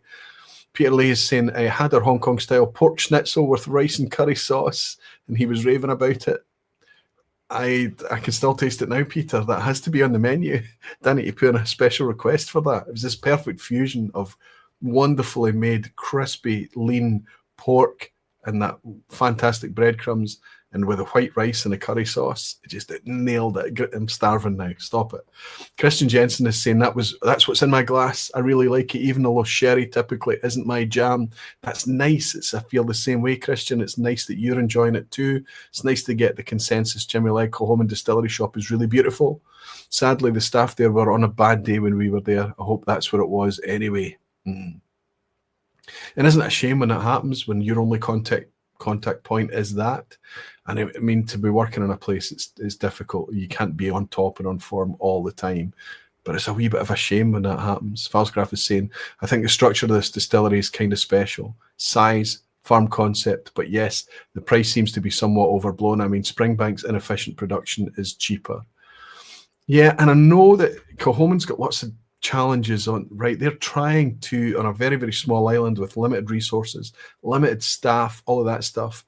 And you know, when the resources run low, a Diageo, a Colilla, a Lagavulin, they can just step up and bump up the prices, and they suck all the staff and all the training and investment that Kilchoman has put in. They just suddenly lose their staff, and it can be really difficult out there in a remote place. I know it can.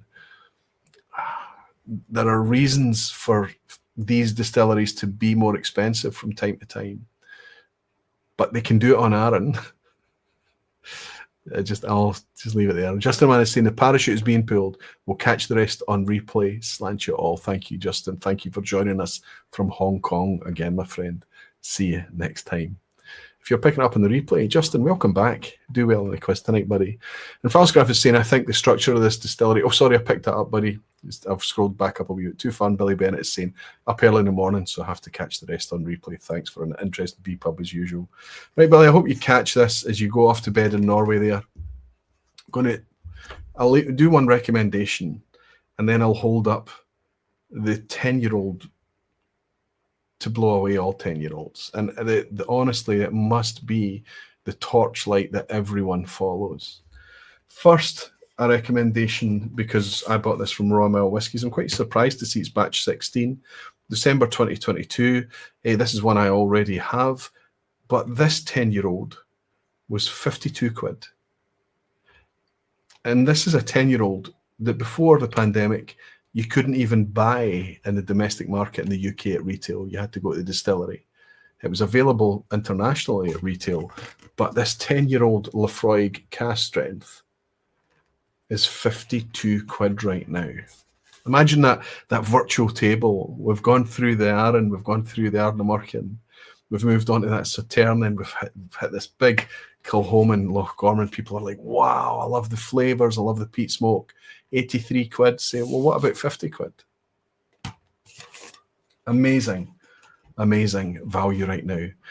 The first vPub that we came back to 4 vPubs ago, the first one back after the summer break, was talking about whiskey coming back to us.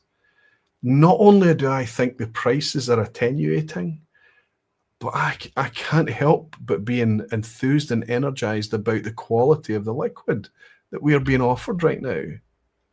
Daniel Key sent me a wee message. He'd picked up the Longmorn 15, one of those legendary bottles. And when I first started my whiskey apprenticeship, as you like, picking up all these books and reading about all these things and going back to the Michael Jackson books and the really kind of books that would be seen as quite vintage now, but these are where I started learning. That Longmorn 15 was held up as a legend, right? And I remember being a wee bit, I suspect that a lot of us could go back 6 years, 8 years, 10 years to a lot of things that we cut our teeth on and we really fell in love with.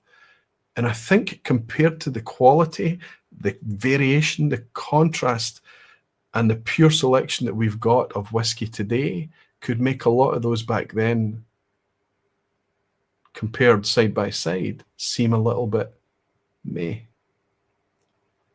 I really do think whiskey's coming back to us. It's becoming more affordable. The auctions, the secondary market is certainly coming back to us. Retail is coming back to us. There's a vibrance coming back into the thing again. But because of the challenges and the dynamics that we're facing whiskey now, because COVID is gone, because of the flipping and the whiskey as an investment is subsiding, the quality has to step up again. And I feel I might be getting a wee bit ahead of myself. I might be getting a bit overexcited, but I feel like it's coming back. I think the difficulty that we're going to have going forward is going to be just being spoiled for choice. Here is the whiskey that everyone has to compete with. We know this. There's no surprise about this. You saw me hold this up in a recent vPub a while back. I showed you that I was able to walk into my retailer and I didn't need to ask for a favour. There wasn't any back alley deals. There wasn't me paying £10 more on an auction site to get this. I wasn't sending out sparrows and asking, begging pals, have you got one? Did you find one? It was nothing. No. I walked into the Good Spirits Company in Glasgow and they had this. And I bought it because it's Springbank and it's Springbank 10. It's my last clean glass of the evening. I'm going to pour this and celebrate the perfect balance. If Arran 10 that we opened with tonight is the blow away, all-conquering crowd pleaser, it's because Arran has got things perfect. They've got the recipe perfect, the price point perfect, the availability, accessibility, distribution, everything perfect, the stock's perfect, all of it. Springbank don't, simply because they can't keep up. It's been exploited and it's been abused. But if you really want Springbank, you can get it. Don't pay the retailers that are bunsing, that are gouging. Don't. Use the mule network. Just here we've got what I think is the perfect balance. I just did the nose on it as well. There's always this just nice kind of really dense, it's kind of almost like cake-like density, but it's a fruit cake. It's all that tropical, light, vibrant fruit. It's just so much.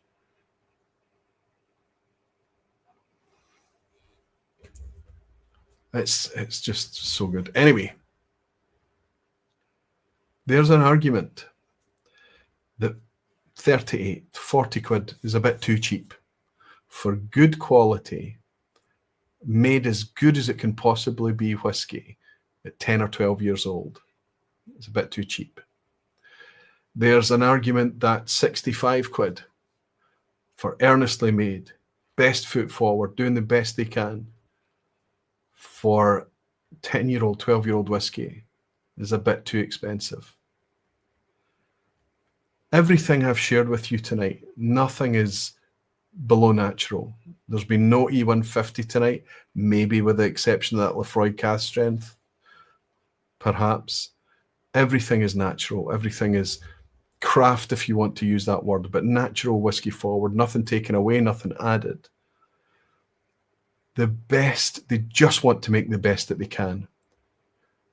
Springbank are able to do it in the most inefficient distillery in Scotland, doing all of the process, every single bit of it in-house except for growing the barley. And they're able to bring out the best 10-year-old that exists today.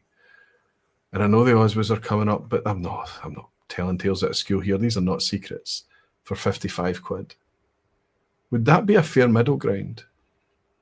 If the Ardnamurchans and the Glasgows and the Kingbarns, the Wolfburns, and all of these, they got to a point where they were hitting their stride and they were in a perfect rhythm and they're saying, this is our whiskey and this is our 10-year-old. This is our character. This is our product. If they were doing it for £55, all other things being equal, that would be surely the target. Because let me give you a takeaway here. The same as Arran at the start of the vPub tonight. If this was the only whiskey that I was drinking every week, I would be drinking good whiskey. But would I choose that? Me knowing that this is the best, would I only ever buy that 10-year-old Springbank? As soon as it's drained, buy another one, put it back? Yes. But would I want it to be the only thing on the shelf? No. I want to sip that Wolfburn alongside it. I want to sip the Ardnamurchan and the Glasgow and the Laphroaig and the Kilchoman and the Glencadam and the Ardbeg. And I want to have them all, maybe not all the time. The reason that we know that this is the best is through experience and exploration. The reason that we know that it's good is because we constantly try all the other really good things too. That's what it's about. We need to stand up and we need to say, 65 quid, it's a bit pricey. It's limited edition, small batches. Okay, we're going to let you away with that. Kilchoman, 83 quid. It's an annual release. You're going to sell it anyway, but it's a bit pricey. We know that we're going to go out and buy it. I think we'll buy more of it if the prices are better. I think it'll be easier for us to recommend to friends if the prices are better. But we're here for the flavour chase. We're here for the contrast. We're here for all of it. So as much as I want to talk about prices all the time, and I always will talk about prices,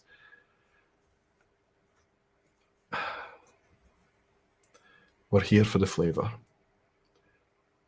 We don't want cheap. We want fair. Cheers.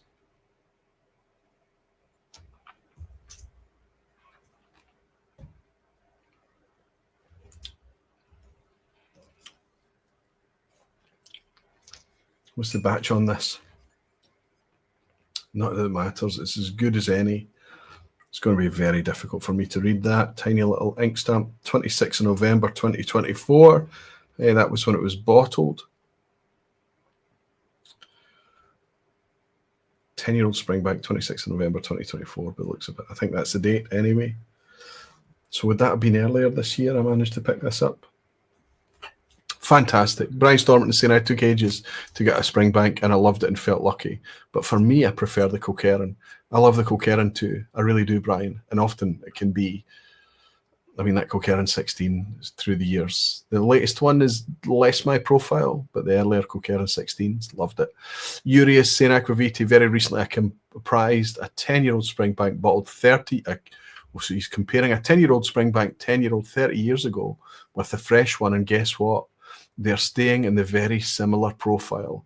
I personally celebrate it, love it. That's an amazing, what a privilege that would have been to open a 30-year-old, 10-year-old, buddy. Amazing. Jimmy Legacy saying, I'm here for the nose. That's right. You're quite happy to sit sniffing. I Springbank 10 all night, Jimmy. Ginger Genius John is saying, thanks, Roy. Just bragged the Laphroaig 10 cask strength for a bargain at RMW whiskies. I know that it's coming back to us, but there's going to be things like that, and I suspect that looking at it when it was delivered, it was batch 16. I didn't check when I bought it. I suspect that there's maybe a batch of that, a deal being struck on it. But hey, for 52 quid. Simon Ray saying, totally agree, the Springbank 10 and Arran 10. I would also put Port Charlotte 10 in that company as superb whiskey for the money. I would agree with you, Simon. That's a very, very good call. And again, one of these distilleries, Bruichladdich, we have to treat it like a new distillery, Bruichladdich, right? But if that's the case, then 1999 until today, they're at 26 years now, they're really hitting their stride. I cannot believe, I would like the prices to be a wee bit better. It's much easier for me to rave and recommend things. But, you know, you can't. The Classic Laddie is a fantastic thing now. The Port Charlotte 10 is wonderful. The Bruichladdich 18 is probably still one of, if not the best whiskies I've sipped in the last couple of years. It's phenomenal. Jimmy Legg is saying, okay, what's coming here, Jimmy? The craziness of the whiskey boom, seen in the rear view, may have been worth it. While there were some bad people who got involved, everyone new to whiskey that I've met are fantastic people. Jimmy Legg, when you first got involved in the channel and stuff like that, you talked regularly how you were not always a very nice man and you were a bit grumpy and you liked to dwell on the negative side of things. That is a fantastic sentiment, and I think it's also a very, very wise observation, buddy. Not just that we're good people, but also the ability to have gone through the contrast years of let's not call them bad actors, but let's call them people with more shallow interests being involved for a while. They're away now, and it's just us. You're one of the fantastic people, Jimmy Legg. Thank you, buddy. And I'm not just saying that because you bought me a dram on your birthday. That's beautiful. Drew from Arizona, buddy. Good to see you again. Well, isn't that, Jimmy Legg, handful Aquaviti, so kind of hard to compete with that demand? Okay, that's your Springbank that you've got your face in tonight. On the shelves in the Springbank shop today, but I only bought a jar of Springbank marmalade. That's the luxury, Andy, of you literally now, these days, living on the doorstep. Daisy's in tonight. Good to see you, Daisy. Jean Kelly saying, oh, please be right on that, Roy. Fingers crossed, right, Jean? And Martin Jones is saying, sadly, I have to go shortly, but I can see how nice it is to spend a couple hours here where the rest of the world seems to be losing its mind. Martin Jones, I'll raise a wee glass to that. This is my Thursday night respite too, like you wouldn't believe. Cheers, Martin. Right, we do have a quiz at the end tonight. The quizzes have been up and down recently, haven't they? I've been trying to balance it. It's always going to start off with quite easy things, and then question 6, I would say 5 or 6 through to the end, is going to be challenging and tough, and you need to have a canny head and some common sense and some patience to try and navigate your way through. But I think we're back where a 10 out of 10 is a really precious thing. And I think we will have quizzes at the end where the 10 out of 10 will be, lots and lots of people will get 10 out of 10. The quizzes will be a little bit easier. But I think it should be something that is genuinely something that we strive for, right?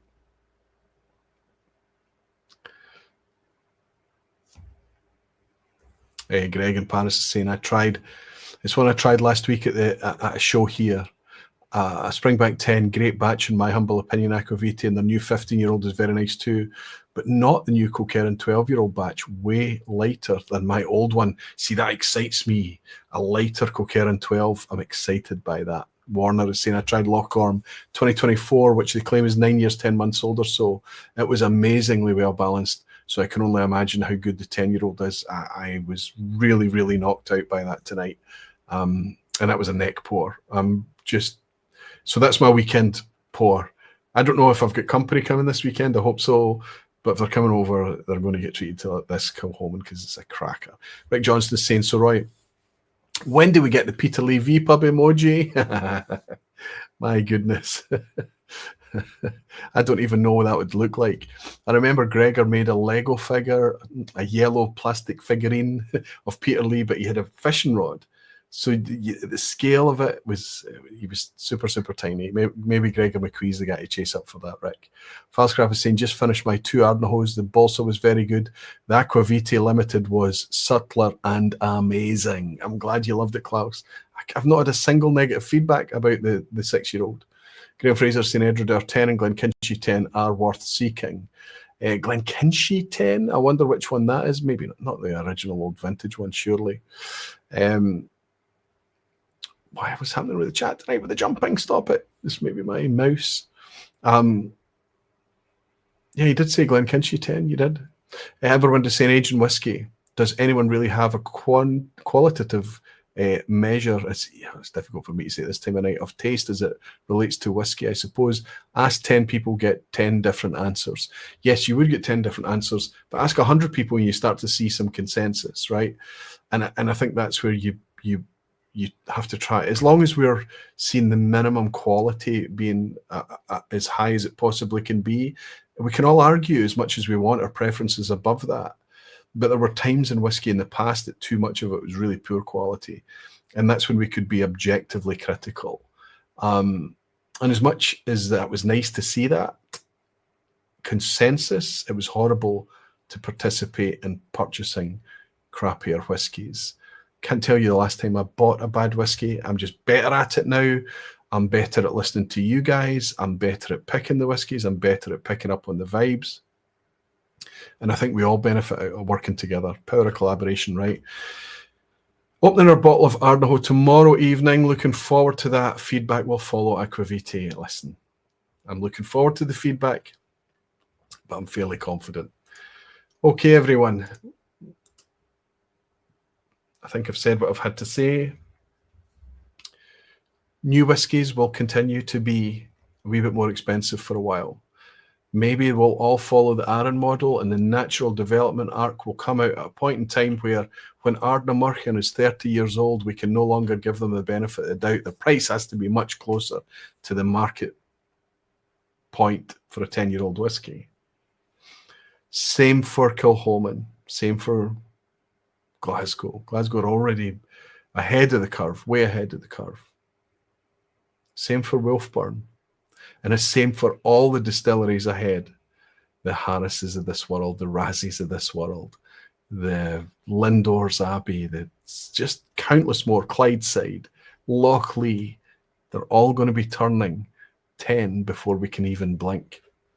And I'm here for it. I cannot wait. Hellswood, it's mentioned, sorry, don't scroll so far back up. Sharmilla Sousa saying Aquavitae.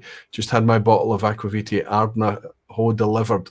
Can't wait to open it. Come on, Sharmilla. I need more people that's tasted it. I need to see the whiskey-based feedback. I need to see the posts in Aquavitae Barflies group on Facebook. It's nice that you're getting these things delivered, but I need to. Let me show you something. Let me show you something. I dug these out. I was doing some tidying up. And over on the side, these were the remnants of the last batch of the Ardnamurchan sample picks when we were mixing all the vatins together. And you know when I talk about the levels betraying your favourites, look at the levels in these bottles, and you can easily guess Now, this was the last tranche of vattings. This was the last fiddling about that happened. But there was one that, and this is the one that we picked. That's all that's left of it. It was just, I mean, these were all good to go. All of these were good to go. And it's just me being so picky. Thank you to the team at Hunter Laying. Thank you to the blender. Thank you to all the commercial team and everybody that supported on this. The patience that they had with me messing about was ridiculous. But you just need to get it there. You need to get it there. And that was my favorite one, was that one at the end. But I need you guys to be trying it too as well. Okay, let's get into the quiz at the end. Thank you for those of you who are not going to stay for the quiz at the end. I think you're missing out on a wee bit of fun, a wee bit of whiskey education, all of that stuff. Don't take it too seriously. You're only playing against yourself. It's multiple choice. Even the chimpanzees are going to score 3 or 4 out of 10, right? Pass mark is usually 5. It's definitely 5 tonight. It starts off pretty comfortable and easy and then gets harder. As the quiz goes on, you can lean on the very, very knowledgeable whiskey folk in the chat. If you're picking this up on the replay, you can tune into that live chat as well. Otherwise, you might just want to try and play against yourselves. Greg is saying, I'm sure I'll never get to try your Ardnamurchan 6-year-old, but Martin kindly offered me a sample of your Daftmill double single, so you'll get feedback at some point. I look forward to it, Greg, and Martin will probably look after you on the Ardnamurchan as well. Graham Fraser say, looks like it's down to the last few Aquaviti Ardnamurchan bottles remaining at RMW. No, Graham, it's sold out this morning. I don't know when this morning. I got the message through from Royal Mail Whiskies quite early, about 10 or 10:30 or something. And if there are any more that appear in the future, what most retailers do is they keep a little case aside just to deal with any breakages or shipping issues or things that go missing. But once everything's been delivered and they're comfortable, those go back on sale. But we're talking about on and gone. And Ardnamurchan is sold out now. Sean Causer is saying, I did a review of the Ardnamurchan today. Key lime pie on the finish. Who'd have thought? Where did you do the review, Sean? Can we read it? I'd love to read it. Okay, everyone. Here we go for the wee quiz at the end. Good luck if you're staying. Thank you for hanging out with me on another Thursday night. 18th of September already. Oh my goodness, there was so much housework I should have mentioned to you. Dramface Top 40. Please update your Dramface Top 40. Please do so. If you go on, we're only going to take up-to-date results. So the stuff that's decayed, stuff that's the original ones, we want to map the changes over time. So I don't know how long they're going to go back. But to update, you just go on. If you're happy with it, it doesn't matter. You just go on and you resubmit it again. And it's a recent timestamp that goes on that, so we know it's a fresh snapshot, and we'll be able to include that in the new snapshot that we take. Dramface Top 40, dramface.com, top right-hand side button. It's easy. It's a 2-minute thing to vote for your top 10 distilleries, and that's how we compile the Dramface Top 40. Independent Spirits Festival is also happening in March next year. I'm going to continue to talk about this as long as there are still tickets available for that. Exact same thing as last year. There were tickets and tickets and tickets, and up when we got closer to the event and people realized how special an event it was going to be, tickets evaporated, and then everyone's coming back saying, oh, I missed out on the tickets. So I'm going to start talking about it, and I'm going to continue talking about it. If you want to make it along to that event, it's worth your while. It's a fantastic thing. We loved it in March of 2025. Looking forward to welcoming you in Leith in 2026. Thanks for the Glasgow Whiskey Festival coming up in November. Most of that's already solidified. The Sunday is still in liquid form. If you're coming to Glasgow, you've already made your plans, but I'll keep everyone up to date. Patrons will always hear about everything first. Apologies. The housekeeping should have come out at the beginning. You would think I'd been doing this for 8 weeks rather than 8 years. Good luck, everyone. Question 1. What was the famous, restless Peter Mackey famous for? What was he actually famous for? A, building a distillery, specifically to copy Laphroaig. B, launching the White Horse blend. Or C, he was famous for building Longmorn Glenlivet in 1894. Billy Abbott is still in. So I would imagine that Billy Abbott, the Graham Frasers of this world, Whiskey with Molly, Sugar Kitty, Mike Molasses. These are the people that you're going to be trying to keep up with in the quiz tonight.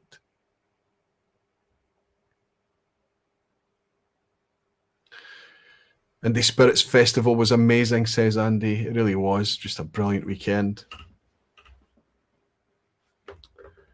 Quiz mode on, says Klaus. Good to see you in here till the end, buddy. Sticking it out despite being an hour ahead of us. In Germany, Martin Jones has got straight out the trap saying ABC. Martin, is there a banana skin on that slide? Lachlan McKenzie is guessing A. Stephen Gibson, a.k.a. Springer Ginger, is going for A as well, along with Andy. Graham Young in playing along at the end as well. Graham, good to see you, buddy. He's saying A. Jimmy Legg is saying A. Jeffrey Reinmuth is saying A. Jeffrey, that might be the first time I've welcomed you. It's nice to have you here. Yuri, simply about whiskey, is saying A. And the One Glassman is saying A and B, right? James Morgan is saying B for now. Good to see you, James. Ginger Genius is also saying B. So it looks like we've got a decent spread, A's and B's. I can tell you that Peter Mackey, the famous restless Peter Mackey, was actually famous for building Malt Mill Distillery and launching White Horse Blend and building Craigellachie Glenlivet, not Longmorn Glenlivet. Craigellachie built in 1890, became part of the White Horse makeup as well, of course. But Longmorn Glenlivet, you might remember, was John Duff from a quiz question last week or the week before. So it was, the banana skin was there because it's not a freebie tonight. You had to work on it tonight. Either A or B would have got you the point. But if you've answered that, you're well on your way. Question 2. What does Oban, or what do Oban, Clynelish and Loch Lomond all have in common? Something in common between these three distilleries. A, they all have a 14-year-old as part of their core range. B, they all employ an on-site cooper. Or C, they all feature worm tub condensers. First 5 questions are designed to be easy, but still maybe you learn something, I don't know, that you maybe didn't know otherwise. Martin Jones is saying Aquavite harsh. Oh, I put the banana skin in there, buddy. By the way, you've still got a point. You've still watch out for the banana skin on the first question.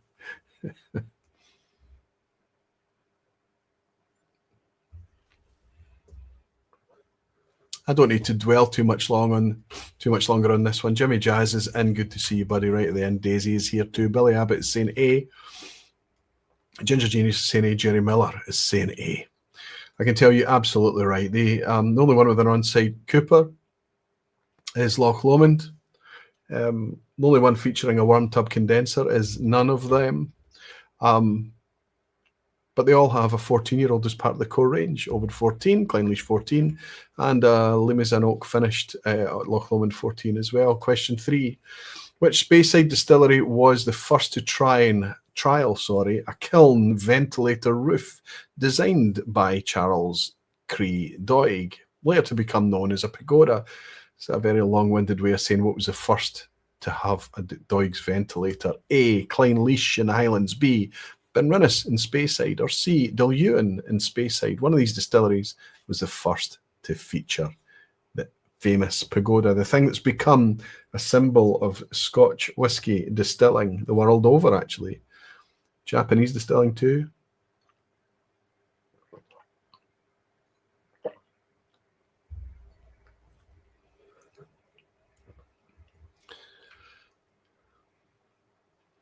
Oh, Graham Fraser is quite right. Oban has worm tubs. Spot on. I'd second guess myself there as I was reading it out. I knew that they all had one. Loch Lomond had the cooper, Oban had the worm tubs. Yeah.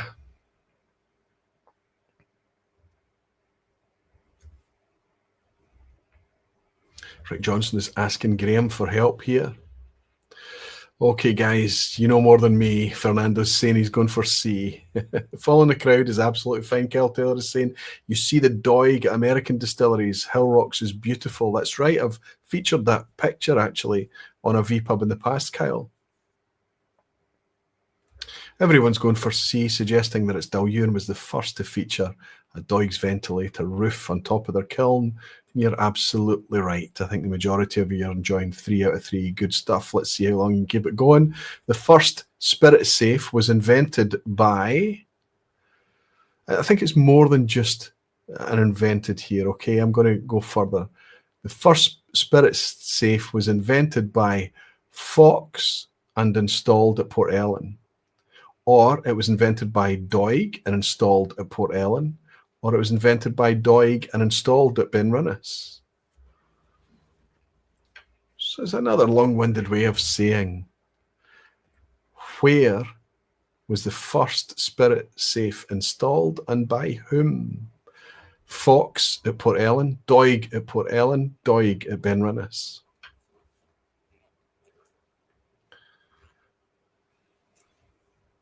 Papa Q's on 3 out of 3. Daisy's on 3 out of 3, as is Graham. Billy Abbott on 3 out of 3 as well.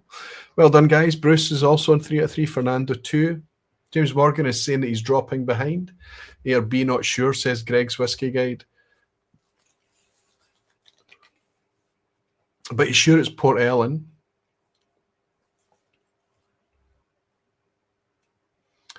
Falscraft is saying no idea, saying A. And Greg is saying, I should know this. It's a frustration, isn't it? And one Glassman Warner is saying A by popularity. Gav's Drams, good to see you, Gav. How you keeping, fella? Good to have you in the vPub at the quiz at the end. Sugar Kitty, Sharmilla Suze, Glenn FC, Klaus, good to see you, Glenn. Peter Box, good to see you. All saying A, along with Jean Kelly, Lachlan, James Morgan. Absolutely. It was James Fox, and it was installed at Port Ellen Distillery. He had invented this way to keep the measurement and no air contact, no access to the spirit as it went through the system. But it was in 1819. But fortunately, the Excise Act of 1823 would come along and make it a virtual necessity, and it took off. It was first trialled at Port Ellen, and it was invented by James Fox. Question 5 is always a picture question. Have a look at this. Very straightforward. Look at the size of those big, fat stills. Are we in A, Speyside, B, on Islay, C, in the Highlands? Where are those big, fat, mahogany coloured, actually, really dark red stills? Where are we?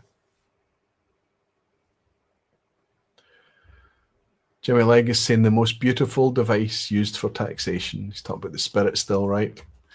Jimmy's saying, no, we're not at Springbank. I think things are a bit too clean and a bit too polished. One Glassman Warner is guessing. James Morgan is saying he's going for it as well. Some confidence in here. Billy Abbott is saying, I think I recognise the computer.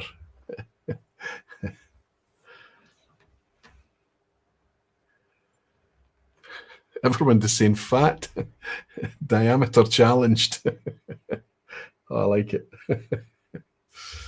This Springbank is gorgeous. Where's that Kilchoman? Where did I put the Kilchoman? Oh, there it is. Oh, so good. Some chocolate in there now.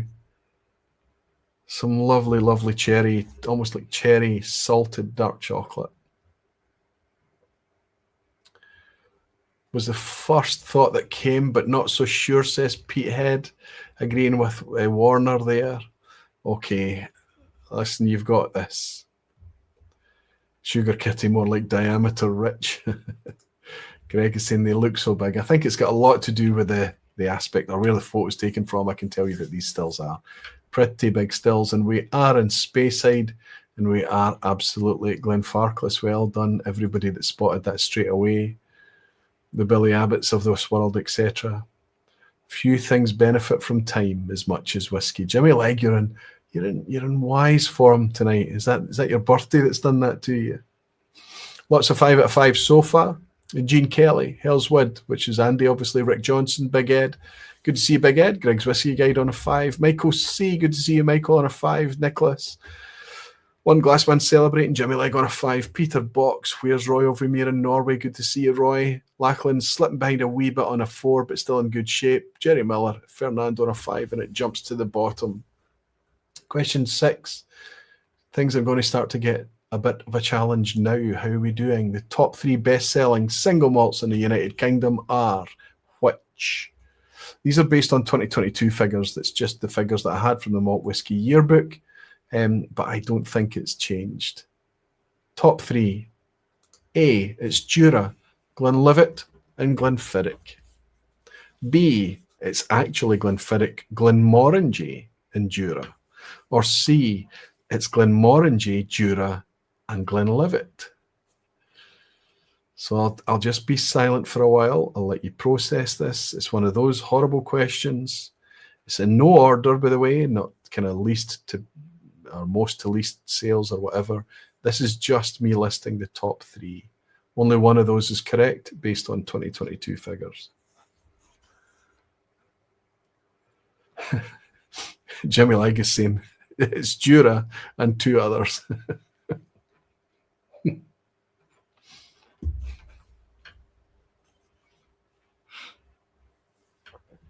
Jura, as of today, is the best-selling single malt Scotch in Britain and the UK. Which other 2 go alongside it, though? A, Glenlivet and Glenfiddich. B, Glenmorangie and Glenfiddich. Or C, Glenmorangie and Jura. And Glenlivet. This is when things get really tough, obnoxiously tough, right?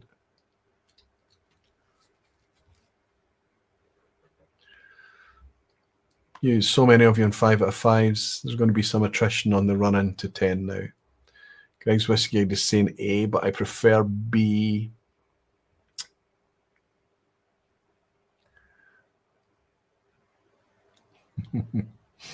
Okay, I can tell you that the best-selling single malt forever in Scotland was Glenmorangie. I don't know if that's still the case now. I think it might have been pipped also by Jura. But Glenmorangie was also one of the top 3 Britain-wide as well, and it remains the case. So it's Jura, Glenmorangie, and the other one is obviously, therefore, Glenfiddich, which means that it's B. Glenfiddich, Glenmorangie, and Jura are the top 3. I think you've said that Glenmorangie has dropped back a bit, says Jimmy Legg. Yeah, it's still super popular. It's ubiquitous. It's everywhere, on every gantry, on every supermarket, that type of thing. Good quality pick, I would suggest. But Jura has pipped it, I believe, in most areas. Question 7. Watch out for the banana skin. In 2025, how many Scotch malt distilleries were selling a branded official release in some way called Legacy? So this was on sale from everywhere, but also from their own distilleries, but in some way called Legacy. Obviously, those distilleries that have a visitor centre. How many? Only 1 or 2 had a Legacy product for sale. About 3 or 4 had a product for sale called Legacy, or actually as many as 5 had a product for sale called Legacy. So it might be the Legacy cask, the Legacy series, the Legacy edition, whatever. It's just Legacy was the thing. How many Scotch malt distilleries were selling a product called Legacy? Horrible questions, really horrible. Gabriel Welding is in. Gabriel, how are you? Good to see you, fella. Lassior Otsman is in here as well. I know I pronounce your name terribly, buddy, but it's great to see you, lass. It's always nice to welcome you in here. Daisy is going for C, and vast majority is going for C, to suggest that there are 5 Legacy brands out there. Bruce Bernard is going for the crowd. Billy Abbott's going for C. Papa Q is going for C. One Glassman C. Pete Ed C. Wow, I thought this would be hard. Going with the crowd, but would think less, says Greg in France. At least you didn't ask for how many have reserve in their names. That's right. That's coming later, Greg. Hang on for that. You guys are just good at this. It is 5. I've written them down just to make sure, but we've got the Legacy series from Torra Vake. We've got Tomatin Legacy. We've got Ardmore Legacy. We've got Glengoyne Legacy. And we've got Leith's 10-year-old Legacy edition. 5 brands currently on sale, all with Legacy in the name. Well done, crowd. Well done. It's impressive. I thought that would catch you out. I thought that you would all think like Greg and go lower, but you're just too smart. Question 8. Which of these Highland distilleries is closest to releasing a 10-year-old malt whisky made at their own distillery? Of course, I'm speaking theoretically. I don't have any inside information on this. It's just a long-winded way of saying when were these distilleries founded, I suppose. Theoretically, which of these Highland distilleries is closest to releasing a 10-year-old malt whisky made at their own distillery? A. Abhainnn, B. Ardross, C. Brora. Abhainnn, Ardross, or Brora? Which of those is closest?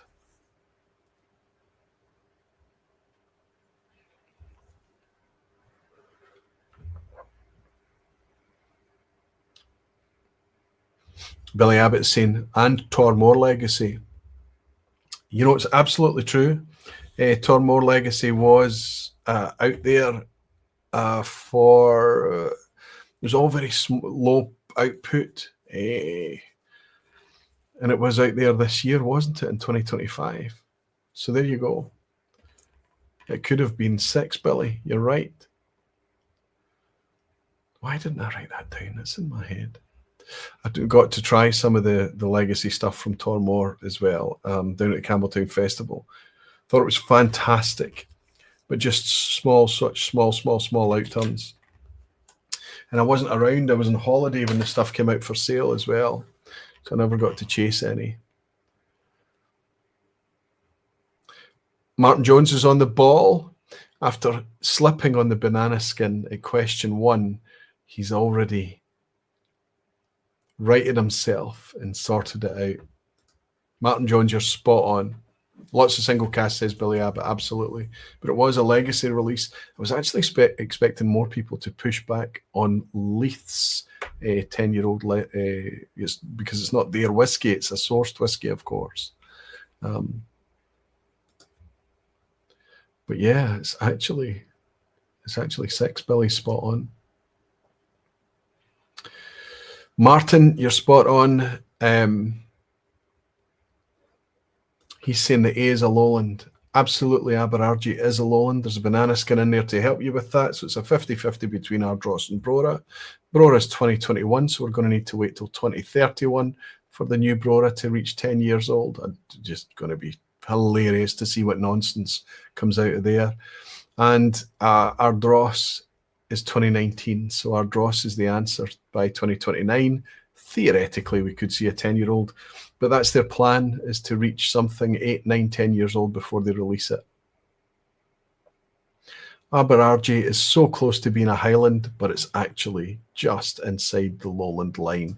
Question 9. Glasgow Distillery famously makes and releases 3 spirit styles, as discussed earlier. But what's the earliest that we might theoretically see a 10-year-old of their triple distilled release?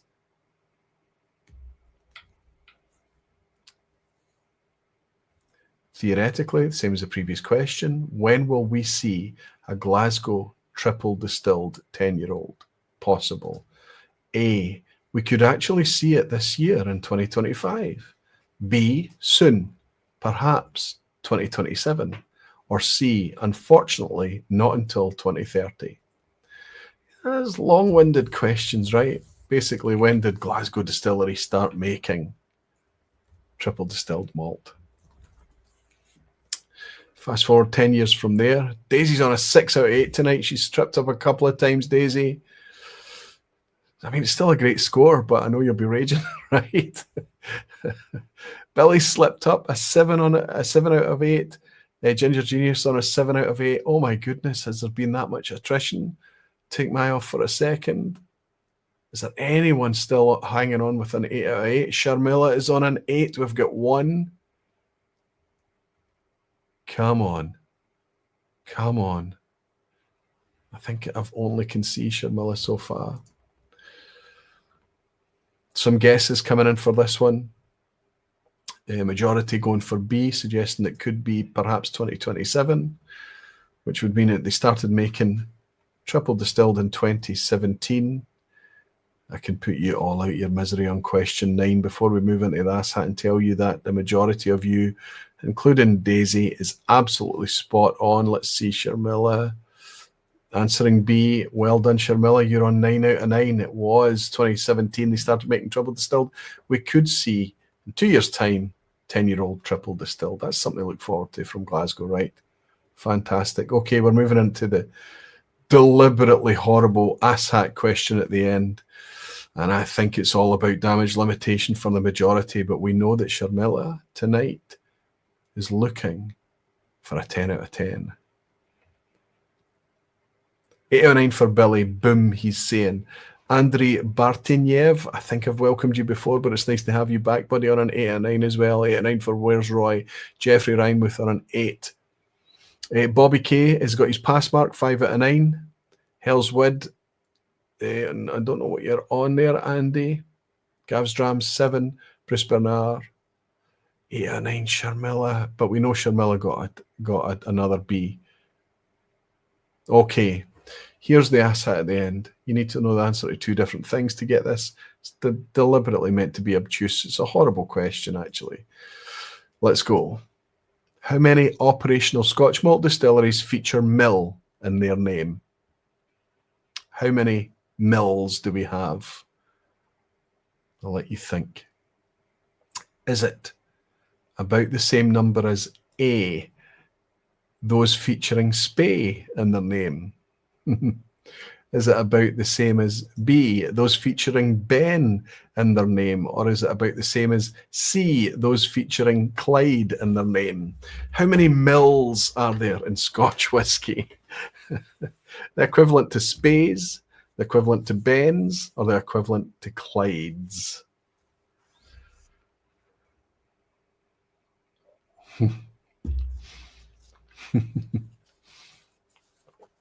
Sharmila is on a 9 out of 9. I'm looking for Graham Fraser. Oh, he's on an 8 out of 9. I wonder what tripped him up tonight. We need to get Sharmila over the line. It could be a unique scenario where we have one person celebrating a 10 out of 10 tonight. Come on, let's get you over the line. How many mills can you think of? Scotch whisky distilleries in production, operational Scotch malt distilleries. How many mills can you think of?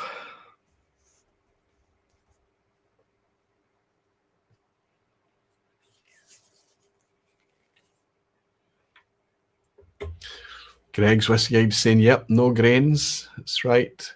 Sharmila's going C, going with the crowd. Billy Abbott is saying A. Graham Young is saying C. Nicholas is saying A. Martin Jones is saying daft question. I like it, Martin. Daftmill is absolutely one of the mills. Spot on.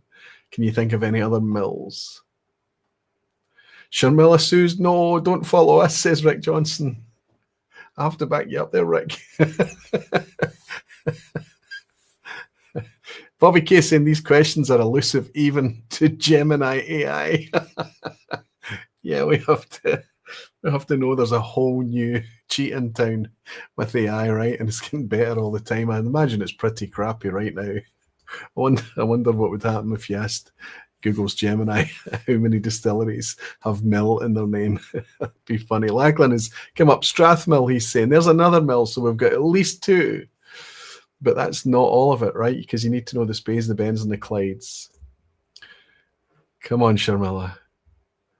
Sharmila's saying, I got here with some follows. Okay, you're following the crowd. Let's see. I can tell you, I don't know if it helps anyone, but those featuring Spey, numbers 3. Those featuring Ben, number 6. Those featuring Clyde, 2.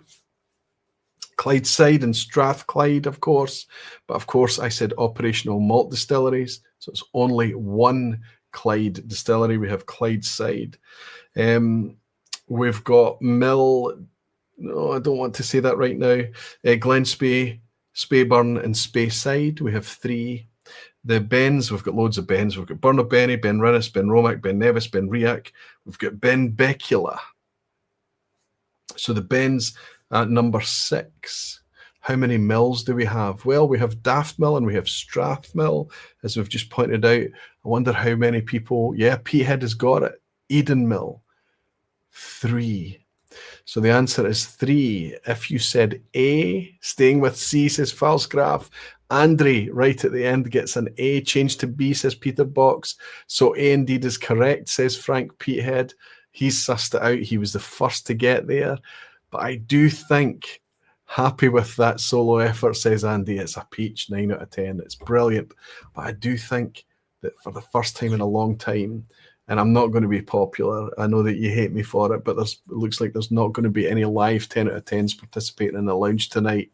A wee bit of a surprise. I thought some of you would be able to get there. I'm sorry that it's horrible, but like I said, it has to be one of these things that becomes genuinely an achievement to be able to get a 10 out of 10. That said, we don't want it to be obtuse. We want the questions still to be fun and things like that. Yes, that's always going to be obtuse. So there we go. Rick Johnson is asking Klaus how his gorilla did. He's probably just doing the random thing, doing an ABCD to play against these. I know that Michael Wood does that with his chimpanzee, right, to see what he gets. By just offering random answers in advance and competing against that. Daisy is saying, Aquavite, we like horrible quizzes. Well, I have to say that Menno has endeared himself to us despite being really, really horrible with the quizzes and things like that. So Daisy, I'll take that as you enjoying the challenge. It's fantastic. Good stuff. I've enjoyed myself tonight. I've enjoyed myself with these 10-year-old whiskies. I've enjoyed myself kind of justifying the fact that I'm happy to go out and spend 83 quid on the latest Loch. I have to say, I was complaining about the price of that, but it blew me apart tonight. I just loved it.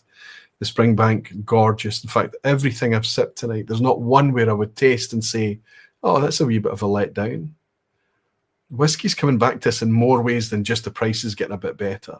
The selection, the quality, it's really, really up there. I think if anything is subpar right now, it's just too quick to get called out. It just doesn't move. The word gets out there. The quality has to be there. In 2025 is so important. Yuri Sinakvaviti, I can't believe I have an 8 out of 10 at the front of my birthday, 24th, usually 6 to 7. Okay, so your birthday's upcoming. I'm going to raise a wee glass to my pal Yuri, simply about whiskey, on the 24th, which would be before the next vPub, obviously, buddy, so you'll already have enjoyed your birthday by next week. Yeah, but let's raise a wee glass to Yuri and say, many happy returns, my friend. All the best to you. Cheers. And with that, I call it a day, says Petehead. Going to hit the sack. Thanks as always for organising Aquavita, and to all of you. See you next time. Slanchava. Falsgraph is saying, as long as I learn something interesting, I don't really mind getting less than 9. Andy is saying, I was just always going to say Helen, but it's Andy now driving. We'll catch up on the first hour in the morning. Thanks for a Van vPub, Roy Slancha, and good night. Thank you, Andy. Ginger James Johnson. Great vPub. Crap quiz. I love it. Thanks, John. Thanks for hanging out with us. I look forward to seeing you soon, buddy. Slancha Yuri says, Petehead, well done, Yuri. Superb job tonight on the quiz and participating to the end, and all the best for your birthday. Lachlan McKenzie's saying, thanks, Roy, and good night, folks. Rick Johnston is saying, thank you once again, Roy. You never allow the vPub to disappoint. Well, we maybe all are going to have an off night one night, but if it wasn't tonight, Rick, I'm very, very grateful. Thank you, buddy. I always enjoy it, and it's nice for me to get a wee bit of respite with whiskey, hanging out with you fantastic folk. Gene Kelly's saying, as per usual, another great vPub. Aquaviti, thanks for always making Thursday such a great night. Well, if it is, it's very, very easy. I don't feel anything other than comfortable. I love hanging out here with you all. Gene, thank you very much for your kind words. I'll be back here next week, of course, for another Thursday night, managing 4 vPubs in September. Amazing. It's back to business as usual. and I'll try and do a wee bit of a better job with the housekeeping and announcements and things like that. Suffice to say, the Ardno has sold out. Make sure you've picked up your tickets for the Independent Spirits Festival, and please go and participate in the votes for the Dramface Top 40. Just go to dramface.com. It's the big blue button on the top right-hand side. You can go through. It'll take you 2 or 3 minutes to pick your 10 favourite distilleries. You can return and edit them at any time, and we will only take your latest up-to-minute snapshot. That's all we're interested in. And in the future, in the couple of weeks ahead, Dramface will be publishing the updated top 40 for everyone. Thank you all very much for your participation, for hanging out, for your good-spirited sportsmanship, regardless of the fact it was a difficult quiz tonight. I look forward to hanging out with you next week. Until then, I'll remind you all that you're very dearly loved. Thank you, and Slàinte. Cheers.